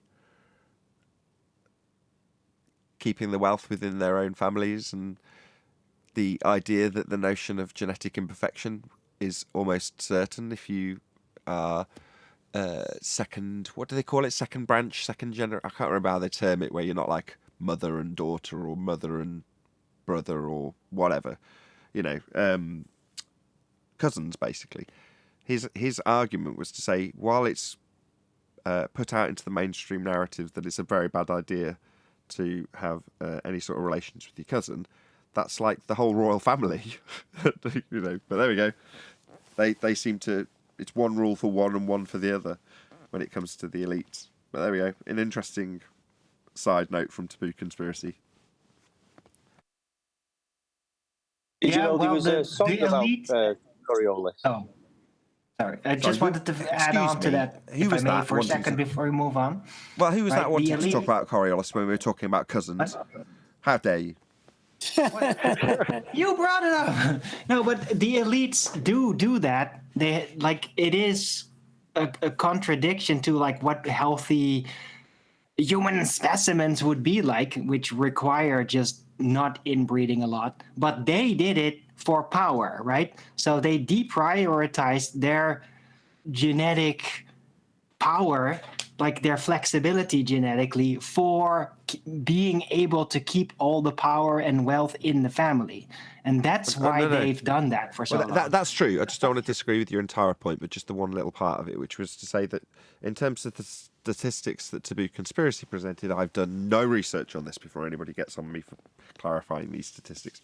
He was showing that it was not really any more statistically likely to have any genetic defects as a result of this, which was his main point that he was labouring. Can I ask a fast question about the conversation you had with Rachel? You can. I'll just summarise the point. The idea of the genetic imperfection was the propaganda point that he was making. That was the reason I dropped it in there. But someone else wanted to talk about Coriolis more importantly from, I think it was One Deck. I was just saying, did you know there was a song about Coriolis? No? Spin Sugar? Damn it. No. But No. It goes like this. It goes like this. You spin me right round, baby, right round. Globiolis like a right round from the ground. No, that's Dead or Alive. Coriolis is not actual spin, though. But That's Do it Dead or again, Alive. One Deck. Arwen was making it impossible for you to do. Yeah. Arwen, oh, I'm stop sorry. hating. I'm only making a point. Yeah, I've got control over that for the audience. They didn't have to suffer that, just you and G+. Oh, thanks. Done now? So just because I've now, literally because it's just happened, got an opportunity to mention it, right? When the gates are closed, I've now got a new little tool. I'll just show you this on screen. Although, can somebody in Discord say something, please? Hello. There you go. So this is actually a repurposed oscilloscope. So I just needed a monitor so I could visually see when somebody's talking when the gate's closed. So like then, Arwen's talking, and obviously he's not making his way to the audience because that part of the line in Voice Meter Banana isn't routing his audio to it because the gate's closed. But I can still see that he's doing it. There's a light that flashes with an oscilloscope. Anyway, I just thought it was quite interesting because I've been doing new computery stuff and upping my game slightly. The chat's a bit more slick. Do you want to see that again? Bam! There it is. Anyway, sorry, I'm just excited. New toys. Little geeky audio nonsense. I just wanted to know what she was saying about them saying that Earth doesn't spin like a roundabout. Because I was getting some of what you were saying, but I was doing something. I don't know if you addressed that or not. They were telling the truth, Neil. Yeah, Dead or Alive's too old now. It's like is that late 90s? No, late 80s, sorry. Dead or Alive? It's too old. Although that said, going by my stats, is it too old? Yeah. It's at the tail end of the generation that watches this show, let's put it that way. Well, am I not being heard here? Yeah, we hear you, Neil. Wait, what'd you say? Something about Elvis or something. So now we're going to talk about this, but not about genetic fallacies related to... We deal with the physics and the physical natural world. We're not dealing with genetic fallacies. What was the answer about the Earth not spinning like a roundabout? They're like a record baby. It doesn't, Neil. It doesn't. They were telling the truth to Rachel. When they It's a said to presupposed Rachel, shape that doesn't rotate. when what I'm they said to saying. Rachel, Go on, Brian. Third When time's they a charm. thanks, Nathan. When they said to Rachel, it doesn't spin like a roundabout, they were telling the truth. It doesn't. Yeah, we got to that in the discussion yesterday. I was like, you've got to realise it's difficult to spot, but there's often a point where they deny their own claim as an anti-flat earther, and we'll say something like that. Well, Earth doesn't turn like a roundabout. Well, that's a concession. It's claimed to turn like a roundabout on an axis. That's what it's claimed to do. But when they get to the point, that they're denying their own claim in the first instance. They're reliant on you wanting instinctually to point out what the globe claim really is, because they're denying it. But then you find yourself in an awkward position where you're fighting for the very thing you're trying to debunk, because your opponent is denying the thing they claim that you want to debunk. So they're denying that we should see drift. That's Coriolis effect at 15 degrees an hour. Thanks, Bob. That's the drift they say we'll see. But they deny it the moment you point out we haven't got it. And then you've got two choices. Spend a prolonged period of time explaining to them what their own claim is because they're denying it, or just agree. That's right, Earth isn't like a roundabout. It's not spinning like a record, baby. Yeah, just Was take that not what we... I'll just put it on screen. That not what we call the new normal reversal? Yes. You know, sorry, Adam, I was just going to say that's one of the dangers of begging the question, and Rachie fell into it. You know, and Coriolis is one of those topics where you got to beg the question if you want to have a discussion with them about it. You know, and it can be dangerous for your own understanding if you don't get that fine line you have to walk. It's what Nathan's good at doing. We don't want to talk about individuals, but we are covering all of the things, like I said, that we put this up for. And new normal was one of the things that I think came out of the last time we discussed Coriolis, which is exactly what Nathan's saying. They'll get you to try and defend their position, and they'll deny their position. These are all the things that the globe blasts with. They'll deny what the priests say just to be anti-flat earthers and constantly self-contradict. We are rotating, we're not rotating, you know, coupled with the other bits. But these are all there, and they're all surfacing again as we're discussing what's common. It's quite telling. But all these points are covered, if you look at it. You know what I mean? We've covered them numerous times. Let's just go through them one at a time. Read them off and we'll rattle off what we mean by it. Okay. We'll start with the self-contradiction. Yeah, speaks to itself. So claiming that Earth turns underneath there's going to be a 15 degrees an hour drift, then telling you that you and your reference frames are ruined and we wouldn't expect to see drift. Even though pendulum drifts, but fundamentally, inability to formulate within scientific method. None of what they bring to the table as evidence is within scientific method, is it? Perfect. So you've got examples like Foucault pendulum and gyroscope, where there claimed to be experimentation to demonstrate that the Earth turns beneath at a 15 degree an hour rate to cause the deflection in the gyro or the pendulum. Now, those aren't scientific. They aren't phenomena that you observe in nature. Nothing's drifting in nature, so they conjure it in a gadget and call it gizmo science, actually pseudoscience, so that you think the technology that they're presenting is proving something happening in nature, which it isn't. Feeble attempts at distraction, I think, is open that up. Calling a claim that we don't see drift that's claimed, 15 degrees an hour, that's Coriolis effect. They say we don't see it, and me saying we should, which I don't, is a straw man. That's not their argument that we should see Coriolis effect at the rate of 15 degrees an hour as Earth turns beneath. We don't say that, says the anti-flat earther. That's a straw man. Yeah, just a weak obfuscation technique. Distraction. A few of them and all. Next one, I think, is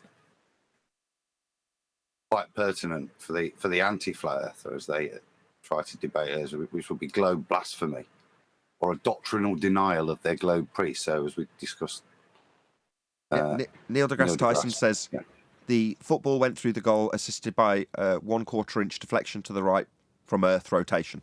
That's the claim that the Earth turns underneath the football because the football's in an inertial reference frame and you're observing it from a non-inertial reference frame. That's 15 degrees an hour drift as Earth turns underneath, otherwise known as the globe Earth claim of Coriolis. Now, when we point out that if Neil deGrasse Tyson's claim in line with the globe of Coriolis deflection at 15 degrees an hour causing a 1/4 inch deflection to the right of the ball as it went through the goal, then Earth's turning underneath the ball. And if Earth's turning underneath the ball, then Earth's turning underneath the blimp. And the airliner and a Charlotte, North Carolina to LA flight would only take an hour and a half instead of 5 hours. Then the reply is to say Neil deGrasse Tyson's claim that the Earth turned underneath the football is incorrect because we're showing how it doesn't happen. And then finally, the new normal reversal is to say, why would you expect? We wouldn't expect to see drift. Yeah, back to my first example, it's always going to be the best one. I point out that Earth isn't turning underneath the blimp that's filming the game, even though Neil deGrasse Tyson says that Earth's turning underneath the football during the game. And SciMan Dan turns around and says, you and your reference frames are ruined. Like, hold on, this isn't my burden of proof. Why are you reversing this burden onto me? Like, I've got the reference frames, I'm claiming them, and you've debunked them, when we point out that the globe's reference frames are ruined. Suddenly they become mine. Just a reversal of burden of proof.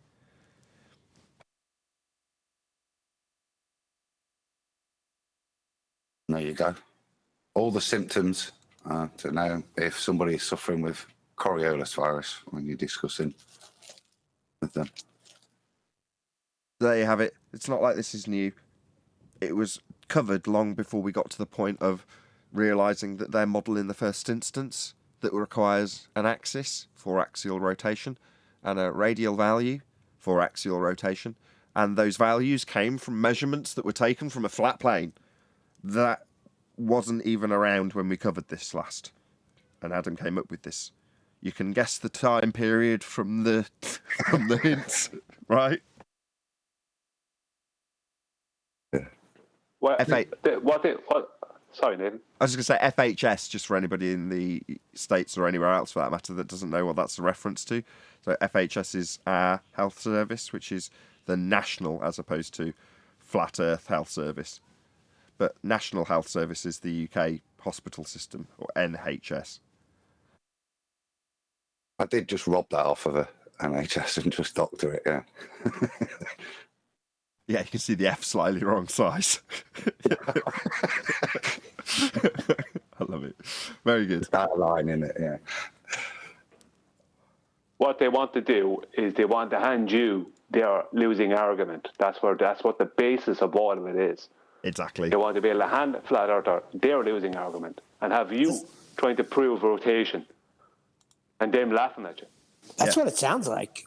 That's what it is. That's exactly what it is. We wouldn't They expect to see abandon- drift They implies abandon that... all their arguments, and then they just make you the glober secretly. That's what they saying want. we wouldn't expect to see drift is essentially projecting their losing claim that we will see drift at 15 degrees an hour on a turning Earth onto you when it fails. So we wouldn't expect to see drift, says the globe defender / anti-flat earther. It's like, I wasn't saying we would. The globe did. It just failed to demonstrate itself.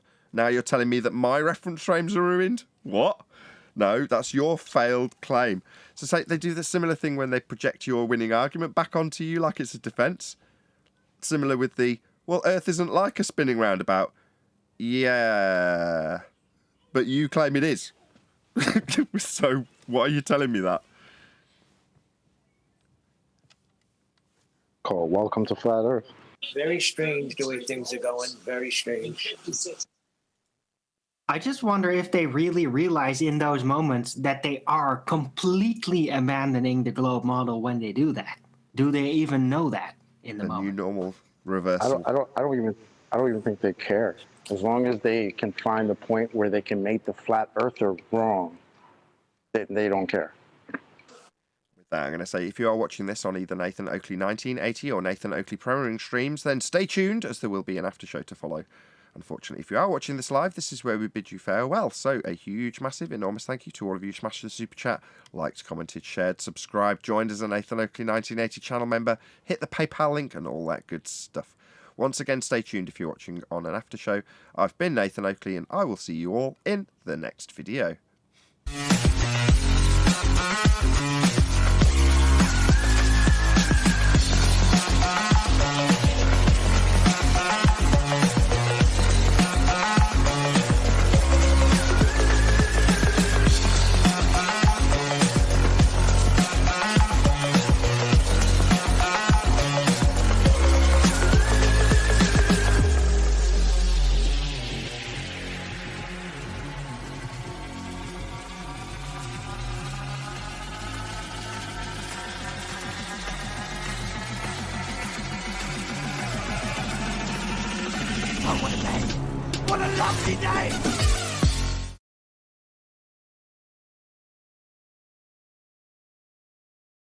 The control. They don't want to do it anymore without that controlled platform. Well, John said he'll go. So, John, get in touch with him and get it on. I am in touch with him. I'm trying to get that information, but he's like trying to have a debate before we have a debate, you know? Yeah, he's trying to belittle your debate before he ever decides he's going to have it, John, because what he wants to do is be able to see what works for him, so he can use that in the debate to basically hand wave away. Because saying it's gibberish is a complete hand wave of what you're saying. So that's a complete insult for a start. And number one, number two, it's a waste of your time. Which is why I charged them. And number three is that it's a hand wave. It's a way of not having to address it. And that's what he's looking to do, not address your arguments. Because what you're saying is anything but gibberish, and he knows it. Well, see, the thing is, I'm not making an argument. I'm just telling him, like, you know, hold on a sec. Who are you talking about? John is in Discord talking to Phil Bell, and Phil Bell is trying to have a debate with him in Discord instead of having a proper debate with him. And what Phil Bell is doing is just calling everything John is saying to him gibberish, which is a complete hand wave. Phil Bell is just trying to, instead of setting up a proper debate with John, he's just trying to see what works for himself and trying to find a way to hand wave away at John has to say. And that's what's going on there. I see.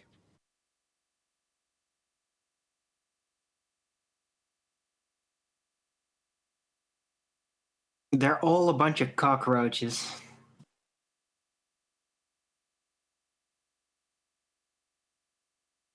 Always hiding in the shadows. So Nathan went into Discord and saw the cockroaches all out playing together. Yeah, I did. What? That's why I don't go there no more. It's a pain. I haven't gone there in so long. When I do, it's for maybe 25 seconds, and that's it. I'll listen to it for laughs. Any of the cockroaches or any of them in here now want to tell us about their cockroach life while we're here instead of waiting till later?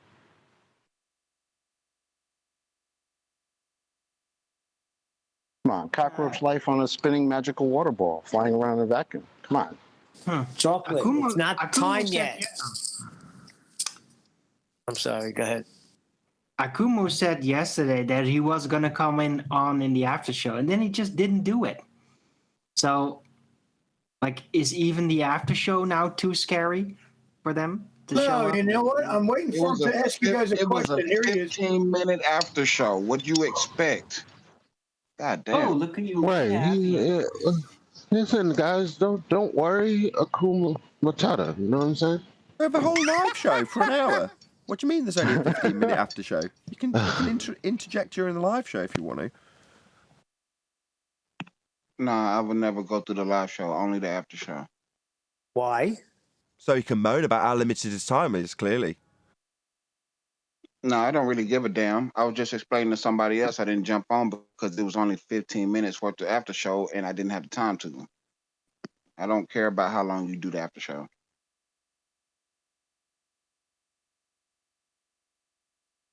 Wow. Akuma Well, what do you wants to got, know. Virus? Come on, Akuma. So impressed. Akuma has a question. Akuma, why are you not asking your question?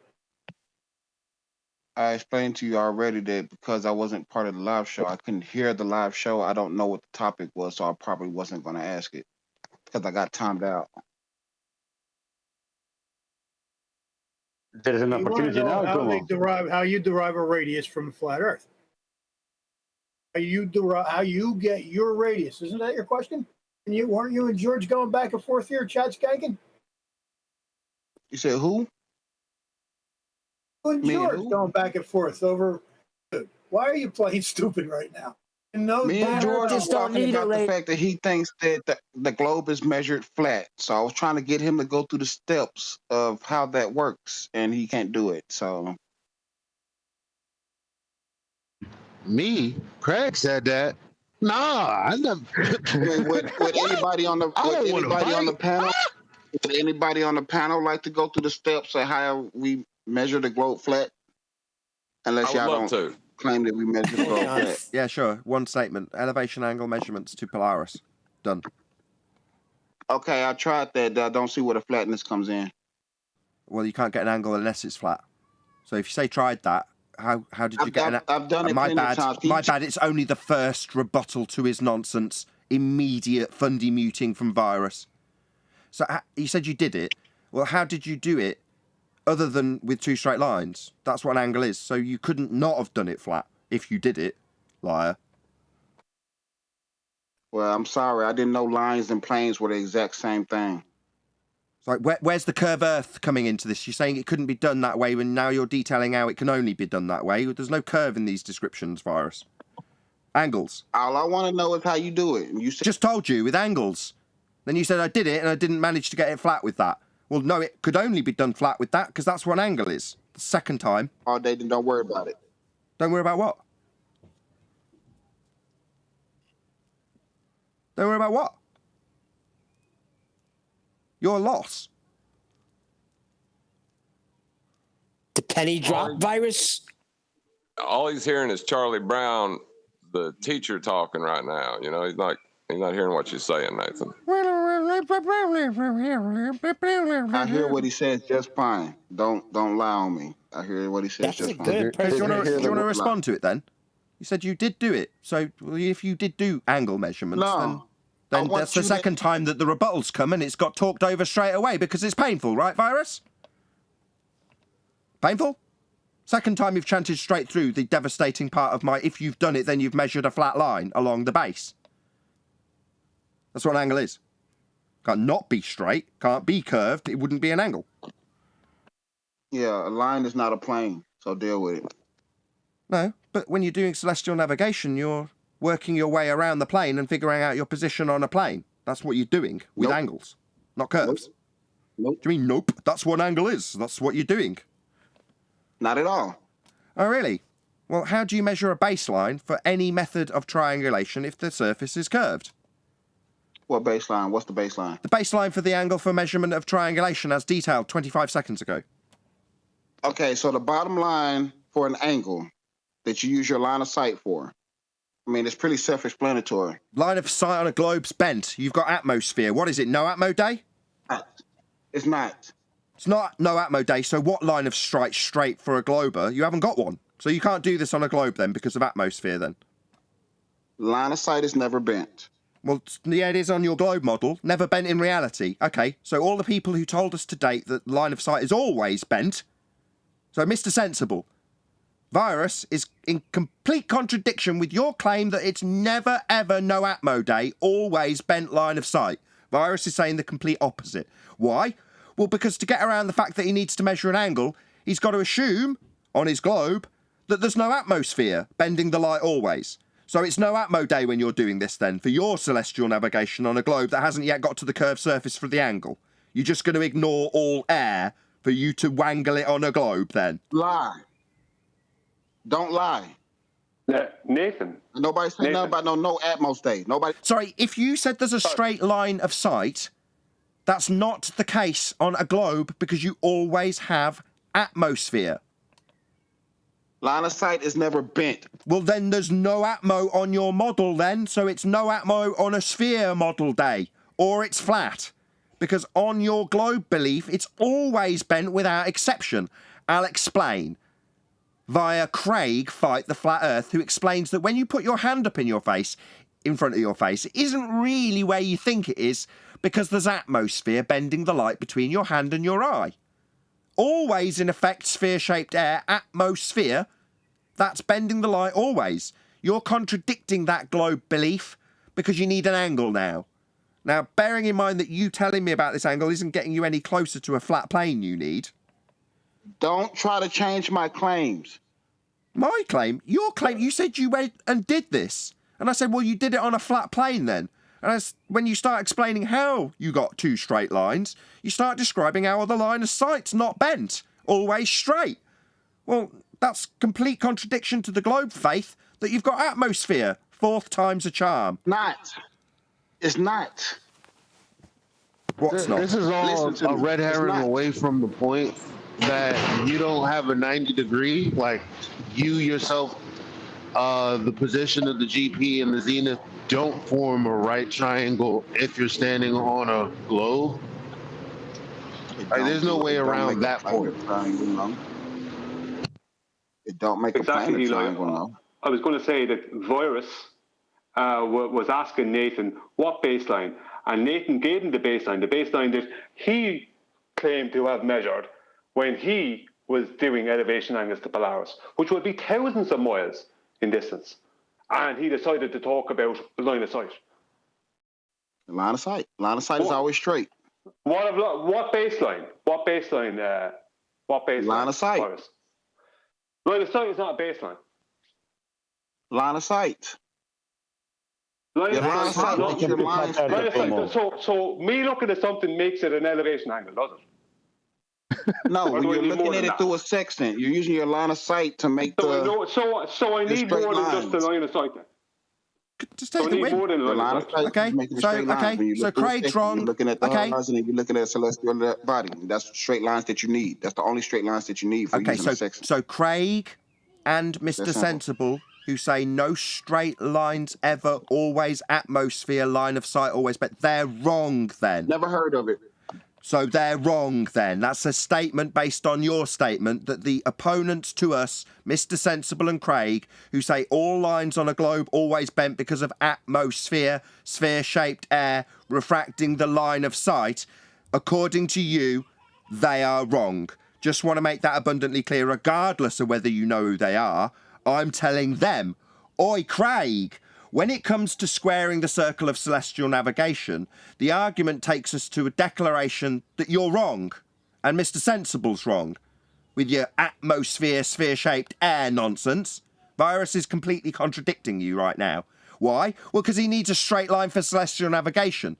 So while Craig's telling his audience that putting your hand up in front of your face means you aren't seeing it where it really is because of atmosphere, you're denying that and making them very wrong, Virus. Don't care if you know them. I'm pointing out how wrong they must be for you to explain celestial navigation to us. Okay? Here, don't bring them into this. They aren't here. Oh, don't bring them into it. Don't bring them into it. Yo, Mr. Sensible, you fucking clown. If you need to do celestial navigation, you're going to need straight lines of sight through a sextant. We were just explained that by Virus, whilst trying to square the circle on a globe when needing straight, flat baselines to measure angles. He's talking about straight lines of sight. You stupid fucking idiot, Mr. Sensible. You hear how you're fucked when you tell us about how everything's all refracted in atmosphere, you stupid moron. And I'm being told by one of your compadres who also thinks the globe is a globe that I shouldn't bring you and fuckwit Craig into this. Oh, I'll definitely bring these two fucking retards into this, Virus. Because you're flying in the face of their claim that all light's always bent. We wouldn't expect to see geometric horizons because of atmosphere. The thing you're saying we can ignore because line of sights are straight, right, Virus? Tell me not to bring those two fucking clowns who say light's always bent, line of sight, that is. Tell me not to bring them into it again, so I can drag their stupid names right through the mud in the name of celestial navigation's need for a straight line of sight, Virus. Tell me not to bring their fucking idiot names up again. Go on. Tell me not to bring these two clowns, Craig and Mr. Sensible, up again. I'll throw SciMan Dan's fucking idiot name in there too, Virus, because you're throwing them all under the bus right now. Out of here. You're throwing them all under the bus then? May not know them, but you're happy to throw them under the bus, right? Cat got your tongue, dumb shit? You haven't got a straight line of sight on a globe. It's all bent. Oh, you dumbass. Are you not... Dumbass, no. You haven't got a line of sight on a globe. I can make 3 references from your own side. Mr. Sensible, Craig, with an example of a hand in front of his stupid face that he thinks isn't where it's supposed to be because of atmosphere. That's what you are flying in the face of right now. And I'm going to absolutely rub Craig's stupid face in his claim, because when it comes to navigation, suddenly do you forget that your hand isn't where it's supposed to be, like Virus? Because he's telling me I shouldn't be bringing your name into this, Craig. And you can be damn sure I'll bring your name into it. And Mr. Sensible's. and SciMan Dan's, who all make it plain that atmosphere means no straight lines of sight ever. Now, if you're going to continue with this line of debate, I'm going to drag their stupid names through the mud as you do so. Okay, Virus? If you want to talk to them, you can talk to them. So. Oh, I will. Hey, Mr. Virus. I'll talk to them on your behalf right now.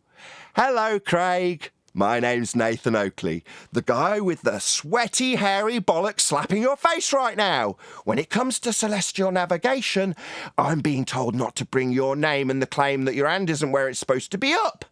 But I will be. I'll be bringing your name up and talking to you directly, Craig, you stupid moron. Because when it comes to celestial navigation, your hand isn't where you think it is. You'll need a straight line of sight like Virus is needing right now. And hoping that I won't drag your stupid claim right through the mud as he uses a straight line of sight.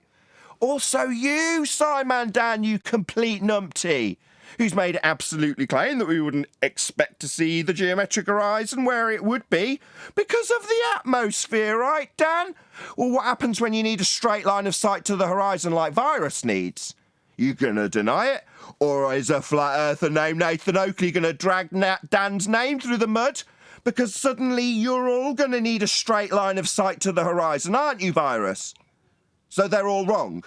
Mr. Sensible also, who's made it absolutely abundantly plain that we will never, ever have a straight line of sight, Virus.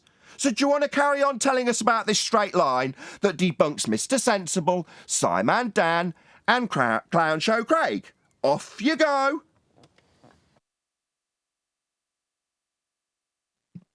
What the fuck are you talking about?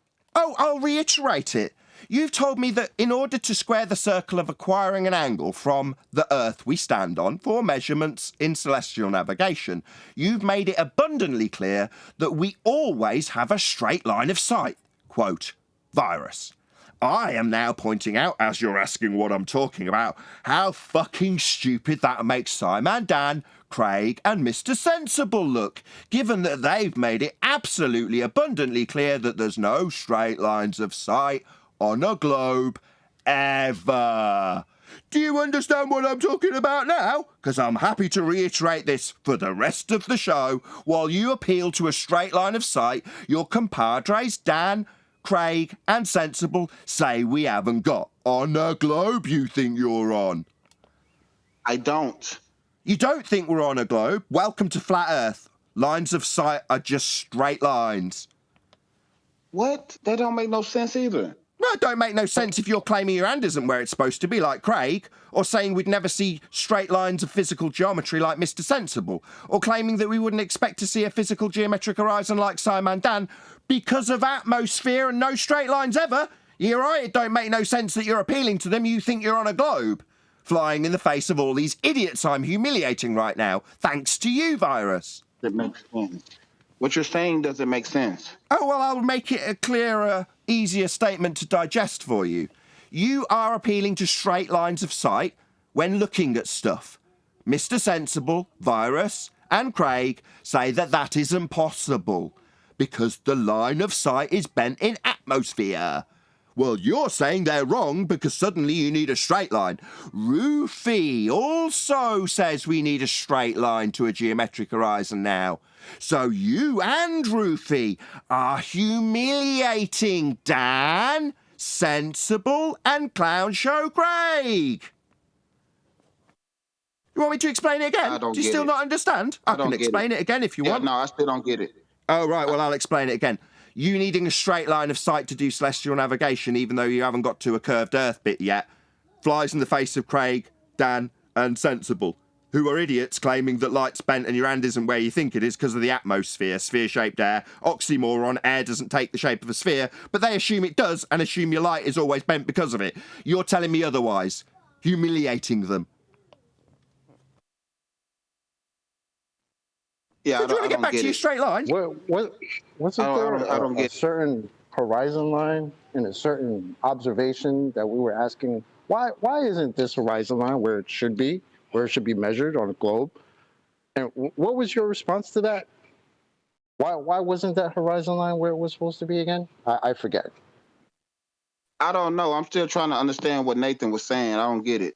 All right, he's asking a new question. When we asked 2020 to 2022 why the horizon wasn't where it's supposed to be on a globe, physically blocking boats and buildings with the maths of the Earth curve maths, we asked, why is it that it's not where it's supposed to be?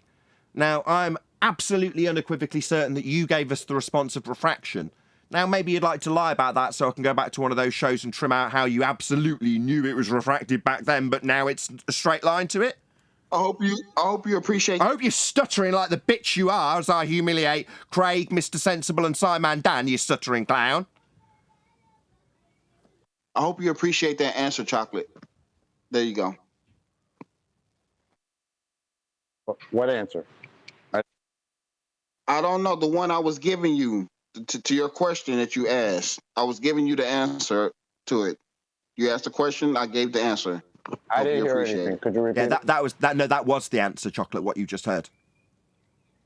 Oh, nothing. No, then. that wasn't. Unless he actually heard the answer.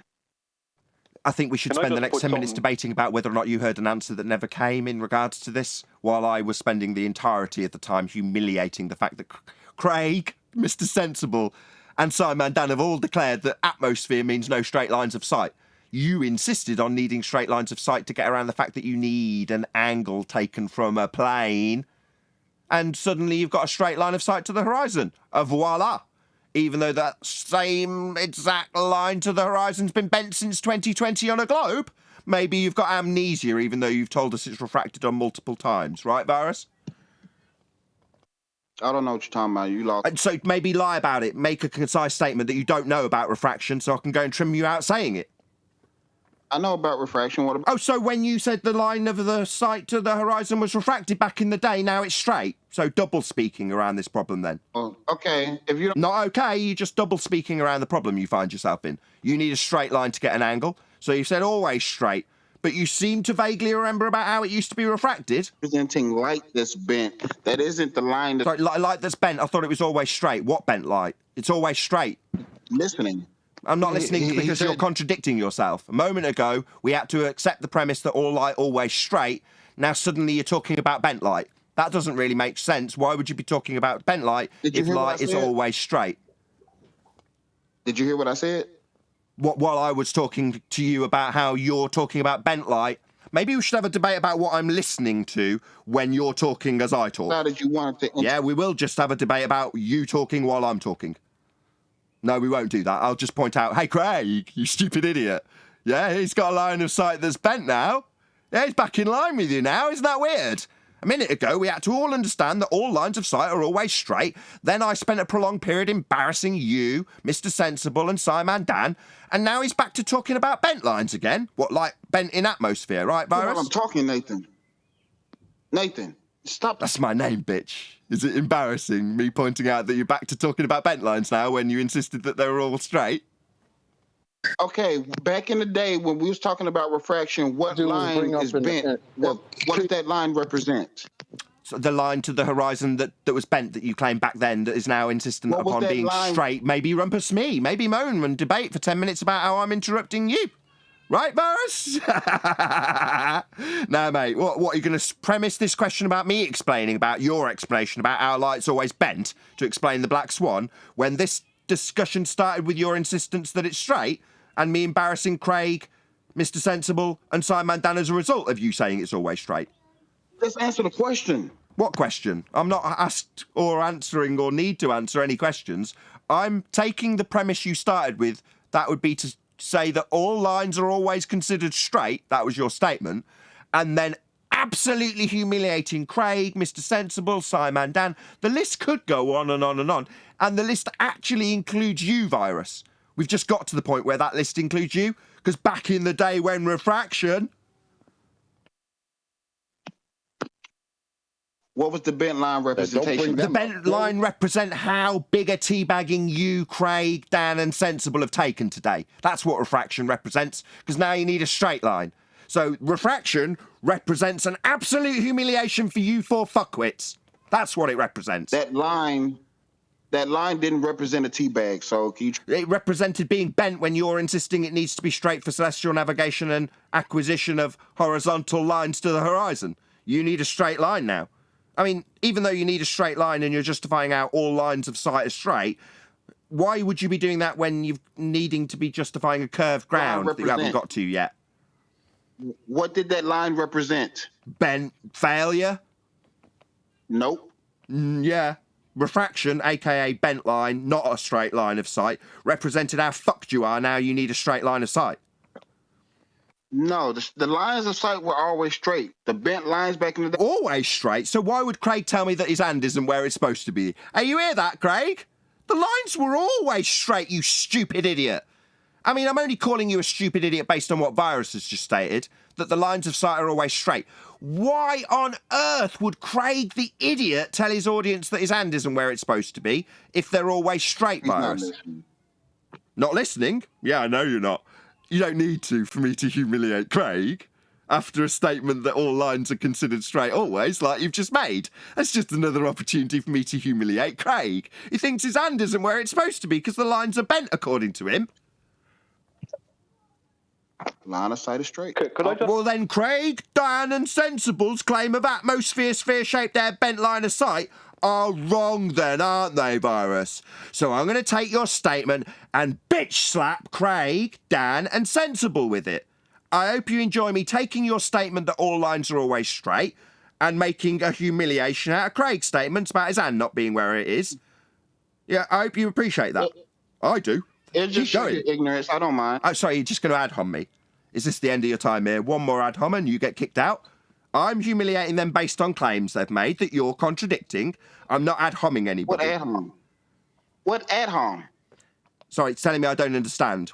I understand a contradiction when I hear one. I understand you telling me that the lines of sight are always straight and then juxtaposing that with SciMan Dan, Craig Fight the Flat Earth and Mr. Sensible's claim that they are not ever straight because of atmosphere, to the point where your hand isn't where you think it is because of the bent light in the air. That's their claim that you are now embarrassing them with. Actually, it's not. It's just your misunderstanding. Oh, it's just that stuttering ad hom that you didn't do. Bye-bye, end of your time here, you stuttering ad hom bitch. Now you can fuck off. Yeah. Do you not understand, Nathan? Hold on a second. Do you not understand that refracted lines are straight? Can you define refracted, please? What does refracted mean? Bent, broken. Deviated from straight? Yes, exactly. So you're saying a line that is deviated from straight is in fact straight if you're a fundy globe believer whose hand isn't where it's supposed to be, like Craig, but need it to be straight if you're looking at the horizon to get a horizontal measurement? Yeah, it's sort of like the equivalent of bendy zonal with Bev. Yeah, that's kind of where they're at right now. But they ain't even made it to the argument of the flat plane they're utilizing to get the angles. This is them trying to get to the flat plane from their globe. Exactly, that's what I was trying to stress to him. We haven't even got to the Earth being curved yet. We're getting to his justification for using straight lines of sight to get a flat measurement for a flat baseline. That's where he's at. He's not even close to justifying the R-based measurement that was derived from the flat plane also to beg the question of a sphere after he's taken those angles. He's just at the point where he's begging the question of a flat plane. He hasn't even got to that bit yet. And he's embarrassing every one of his globe-believing Muppets that claim that the line of sight's always bent. I agree that what happened was productive because he was completely contradicting Craig and Mr. Sensible and others. But what he came in and asked originally was, he asked, how did you measure the globe's radii, well, he just said radius, not radii, because he was incorrect, with a flat plane? And you gave him the answer, flat Earth elevation angles to Polaris. And he said, I did that, it didn't work. Or I didn't see how you needed a flat plane or something like that. But then he went on to talk about line of sight. He should have been asked, I'm not saying should have been, but it would have been good. I'm not going to say he should have been, but it would have been good for him to go through the process. Because this is what the likes of him does. He just wastes your time. He comes in, he skips over the important part. He makes a claim, then he skips over the important part of proving the claim he made. He claimed he did this. Okay, so what did you do? Talk us through the process. You had a sextant. Where did you get the sextant? What did you do with the sextant when you're on a boat? Where were you? Because you'd have to be on a boat to do elevation angles to Polaris, because you need to use the horizon to get, that's how it was originally done. It's like, what did you do to talk us through the process? Because him just saying line of sight, that means absolutely nothing. And that's why I attacked him on that. So you want to expose him as a liar that didn't do it at all? Because he didn't do it. He didn't do anything. He did nothing. He just came in and claimed he did it, and he then argued about whether he could have a straight line of sight on a globe or not. Now that is productive because he's contradicting his own compadres, but he obviously never did anything. He never did it. We all know he never did anything. That's true. That's true. We're but I also want allowing him to beg the question. Well, no, we're not. We're not allowing them to beg the question. I'm focused on Adam's point. So Adam's point with Ruhif is that, what's that you've got there, Rufy? A straight line of sight to a geometric horizon that you're going to be using for dip? Well, where's that come from? Black Swan, my friend. 2 years of you telling us how bent it is. That's the main point I'm going to focus on, to reiterate and re-stress Adam's original point with Ruhif. Well, that's what I thought was like, because it's like now the audience, whether new or not, now we're talking about this geometric horizon that has nothing to do with achieving a 90 at all, which is the point. Oh, is it geometric? Not since 2020. Well, of course it's not, but we're just talking about, we're still talking about the ball when it's like, well, if we were talking about the ball, the question would be, wait a minute, why are we talking about this? How does a geometric horizon help you achieve a 90-degree angle between you, the star, and the ground position? No, Eli. No, you've let them go one step beyond where they should be. Just pop yourself on mute just for a second, Eli, because your background noise is horrendous. So, no, you've allowed them to move beyond the step of having a straight line to a geometric horizon to do this. And you're like, okay, well, what does that serve once you've got the geometric horizon? They haven't. That, again, I'll stress it for the second time, because if you don't get it on the panel, there's audience members that are just identical to you in that regard. Adam's original point, which me and he and I had a little chuckle about, was Ruhif surfacing in this debate chamber, not personally and verbally, of course. The coward wouldn't come in here now, because we're way beyond his arguments. But nevertheless, having had 2 straight years of being told we will not see a geometric horizon. The geometric horizon only exists in the maths.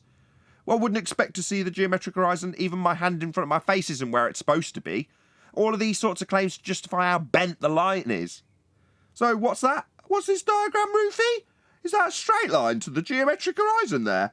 Oh dear. You dip, you die. Because you haven't got a straight line to the geometric horizon.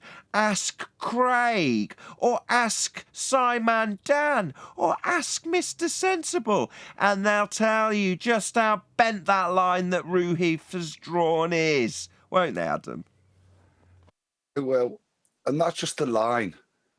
Wouldn't you, even if you then, after letting him die on the line for a bit, then they go to a geometric horizon. They have to continue to be able to continue their waffle, the maths, to hold together. They have to make a positive assertion that the horizon is once again geometric. It's actually brilliant how you do it. I love it. There's another one on screen now, top right. It's planar walk. We would not expect to see physical geometry. End quote, planar walk. How do they taste, planar walk? Yeah, maybe you could take it up with Rufy. Because Rufy seems to think you can see a geometric horizon. He's got straight lines drawn to it in an orthographic representation. And then he flaps his little feathers when we point out, no. 1st Jan 2020, Black Swan, all lines refracted. And then, just like Virus, you get a proper good teabagging planar walk. And we use your words against people like Rufif and Virus when they tell us that no, straight lines of sight. So what the hell was planar walk babbling on about, telling us that we wouldn't expect to see physical geometry when you're going to damn well need straight lines for these angles? So he kind of pisses all over planar walk and his stupid nonsense, and SciMan Dan and his idiotic declarations, and Craig and his stupidity with his hand not being where it's supposed to be, And Mr. Sensible's declaration that we will not see physical geometry because of atmosphere. See, all of that crap those idiots spewed flies in the face of Ruhif's requirement for a geometric horizon, and Virus's requirement for straight lines of sight. And those requirements don't get them to a curved Earth, they get them to the straight lines and a flat plane that they can actually measure angles from. So further to the acquisition from a flat plane of angles that they can actually utilise, they can then beg the question of a sphere Earth with a radius that they also get from a flat plane and angle measurements to Polaris.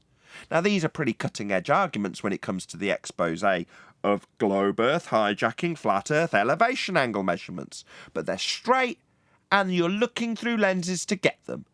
So all the 2 years of you stupid, brainless idiots telling us that our hands aren't where they really look like they are, well, that's going to be a big problem if you actually want to stay out at sea and not die. Those kind of idiotic chantings will get you killed if you're lost at sea. Meanwhile, an understanding that the Earth is flat and you can get straight lines of sight and elevation angles will keep you alive if you relinquish your idiotic globe faith. But for all of you content to die at sea on the cross of a globe Earth and refracted lines of sight to your own fucking hand, you are welcome. Go out to sea, beg the question of a sphere, and hopefully you won't return when you get lost. I find that funny that you bring up Planet Walk because I read in chat that, in Ballbusters, was it Master B, that he wants to debate flat earthers. And you have an open door here. Why doesn't he just come in? Because he'll have his ass handed to him. Like all of them. Same reason none of them want to come in. Same reason Phil Bell was in the chat, not appreciating that every time he comes in and faces me in the chat, I humiliate him, take apart his argument, and then point out to the audience of chat participants how badly humiliated he is. No mute button there in the chat, Phil. Just a whole group of people watching me point out your fallacies, detailing exquisitely how you've used it and what you've used it with, and then slapping you around with my bollocks while they all laugh at you. Then I normally assume his next move, which is to reverse the burden, and it happened today on the live show, while he's saying, I'll only go and debate you on a quote-unquote neutral platform, i.e. one where I can chant through every fucking word that dismantles my claim, like Virus just tried to do. 2 attempts, he puts his claim that he's done what I've said and it didn't prove a flat plane. I start explaining how it could have only been done on a flat plane, and within 4 words he's talking through me. Well, on your quote-unquote neutral platform, that would be fair game, wouldn't it? A response that destroys a globe claim, how dare it get through to the audience? Yeah, exactly. That's what I was going to say. Planet Walk, or any of the rest of them, none of them want to debate flat earthers. They might want to have a mess around with flat earthers who don't know about begging the question and get things wrong, but in general, they don't want to debate real flat earthers. And why they don't want to debate is because they have no intention of conceding about being wrong about anything. What they want to do is waste your time, which is why me and Mitchell and others now charge, because all they want to do is waste your time. I watched a debate going on in a university in this big auditorium, and it was about astrophysics or something like that. But it was 2 PhDs that were very well known throughout the world, and they had an audience, not a huge audience, but a small audience, but it was obviously very professional, the whole thing. But the people who were there attending were all like notable people in them fields, right? They had a debate, and even though the subject was BS, they had a debate. One person won, one person lost. The person that lost conceded that he couldn't prove what he was trying to say, or he couldn't beat the other person's argument. That was over. It lasted 20 minutes. They don't want to have that. They want to have a 2-hour situation where they strawman you and beg the question and waste your time and gain in popularity. That's all they want. They don't want to debate you. That's why you're best off, like, we really have to, if it was possible to do, I don't know if it's possible to do, just completely separate ourselves from these people. Like, Virus, what is he? What is Virus? He's a time waster. He knows he's wasting time. He's a liar. That's all he is. He comes in to lie. Look at all the tactics he used with Nathan. All he has is tactics. That's it. These people are just time wasters, lawyers, and, tacticians. Right. Selective memory. So when the line of sight was bent because you couldn't explain why the geometric horizon formerly blocking oil rigs is now behind the oil rigs, your explanation, 2020 through 2022, was that it was refracted. That's deviated from straight, aka bent. When we ask him, well, what about when you explained away the geometric horizon in a different position? Well, I mean, I'm pretty sure I said refracted, but back then, that was back then. That's the beauty. That's the paradox, Nathan. Isn't it? It's beautiful. Like I said, you hold them to a geometric horizon. You show them the black swan picture. Now, the only way that can render in their world is for none of those lines to be straight, all of them to be bent and bending at different rates to allow the image to render as a flat plane. So they're stuck because they reify the horizon, but for the horizon to be where it is, all those lines have to be bent, therefore no straight lines. Right, so here is my screen cap from my video response to SciMan Dan when he claimed that the horizon was refracted. So the original globe Earth claim, you stand in Muppet vision seeing the side of your own head removing all aspects of perspective and look at a 100-foot oil rig in the distance. 100 foot because 100 foot doesn't change with any distance, even though on this globe by scale it'd be several thousand miles away and absolutely tiny. But for the illustration purposes, it makes no difference in Muppet vision how far by scale you put the item because it will not change in apparent size. i.e. it won't get smaller with distance, it's just going to be 100 foot regardless of distance. But the globe Earth maths has this straight line. That's called your line of sight. And your line of sight is claimed to be obscured by this point, the location of the geometric horizon, formerly known as Earth curve. So the claim is Earth curve gets in the way of the oil rigs. We show an image, called the black swan, that shows that the horizon's behind the oil rigs, where it should be blocked by them. The explanation we get from SciMan Dan and others is that the line of sight is refracted, i.e. bent.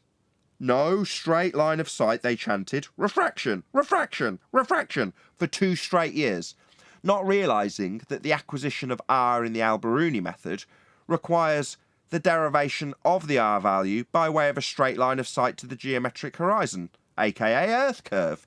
So they can't derive their R, and the bent line they're using is a mathematical derivation of R, aka 7/6R terrestrial refraction. So they need R for the measurements to bend the line at this rate that is depicted on screen here.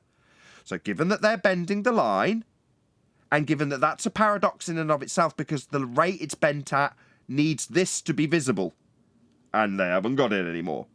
So, even though that's paradoxically not possible, they still chanted that the lines were bent for 2 years.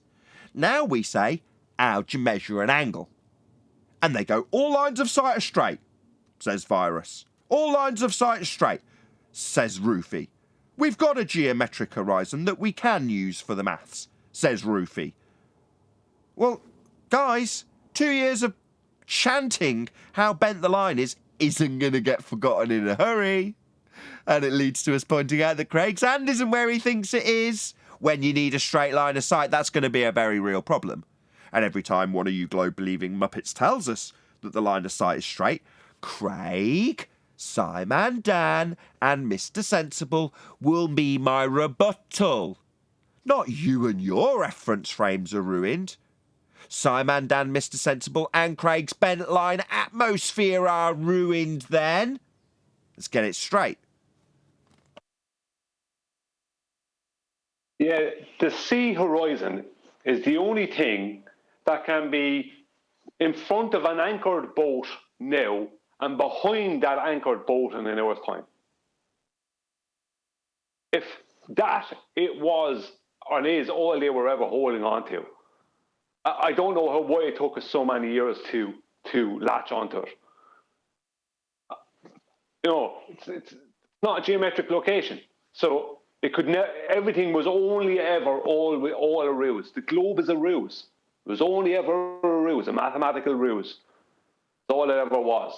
And these people, like I call Ruhif, I call him Glenn Titanic Williamson, because these people are on the Titanic.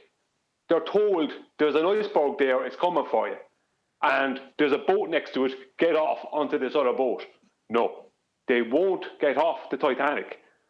They want to go down with the Titanic, and they want to grab us and bring us down with them, or slow down their descent. You know, to try and bring us underwater.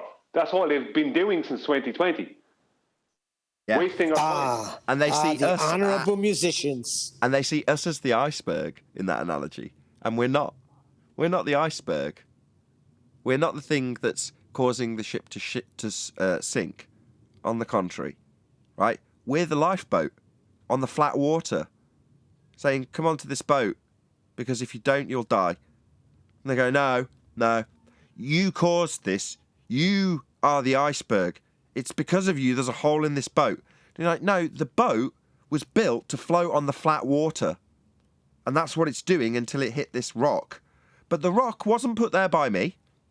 And me pointing out the rock to you isn't cause for vitriol in my direction. I just went, check it out. Your boat is going to hit that rock. And your boat was built on principles that we are now floating on here on this flat ocean." Yeah, their boat was made out of paper mache. It didn't take a freaking iceberg to break it. Yeah, they're trying to... It ran into a giant sextant and black swan. Yeah. Yeah, because that's exactly the analogy. I'm saying there is a boat next to it to save you all. It's called a flat earth boat, and you won't get onto it. Instead, you're going to go straight... The iceberg is what? The iceberg is the geometric horizon, isn't it? That doesn't exist.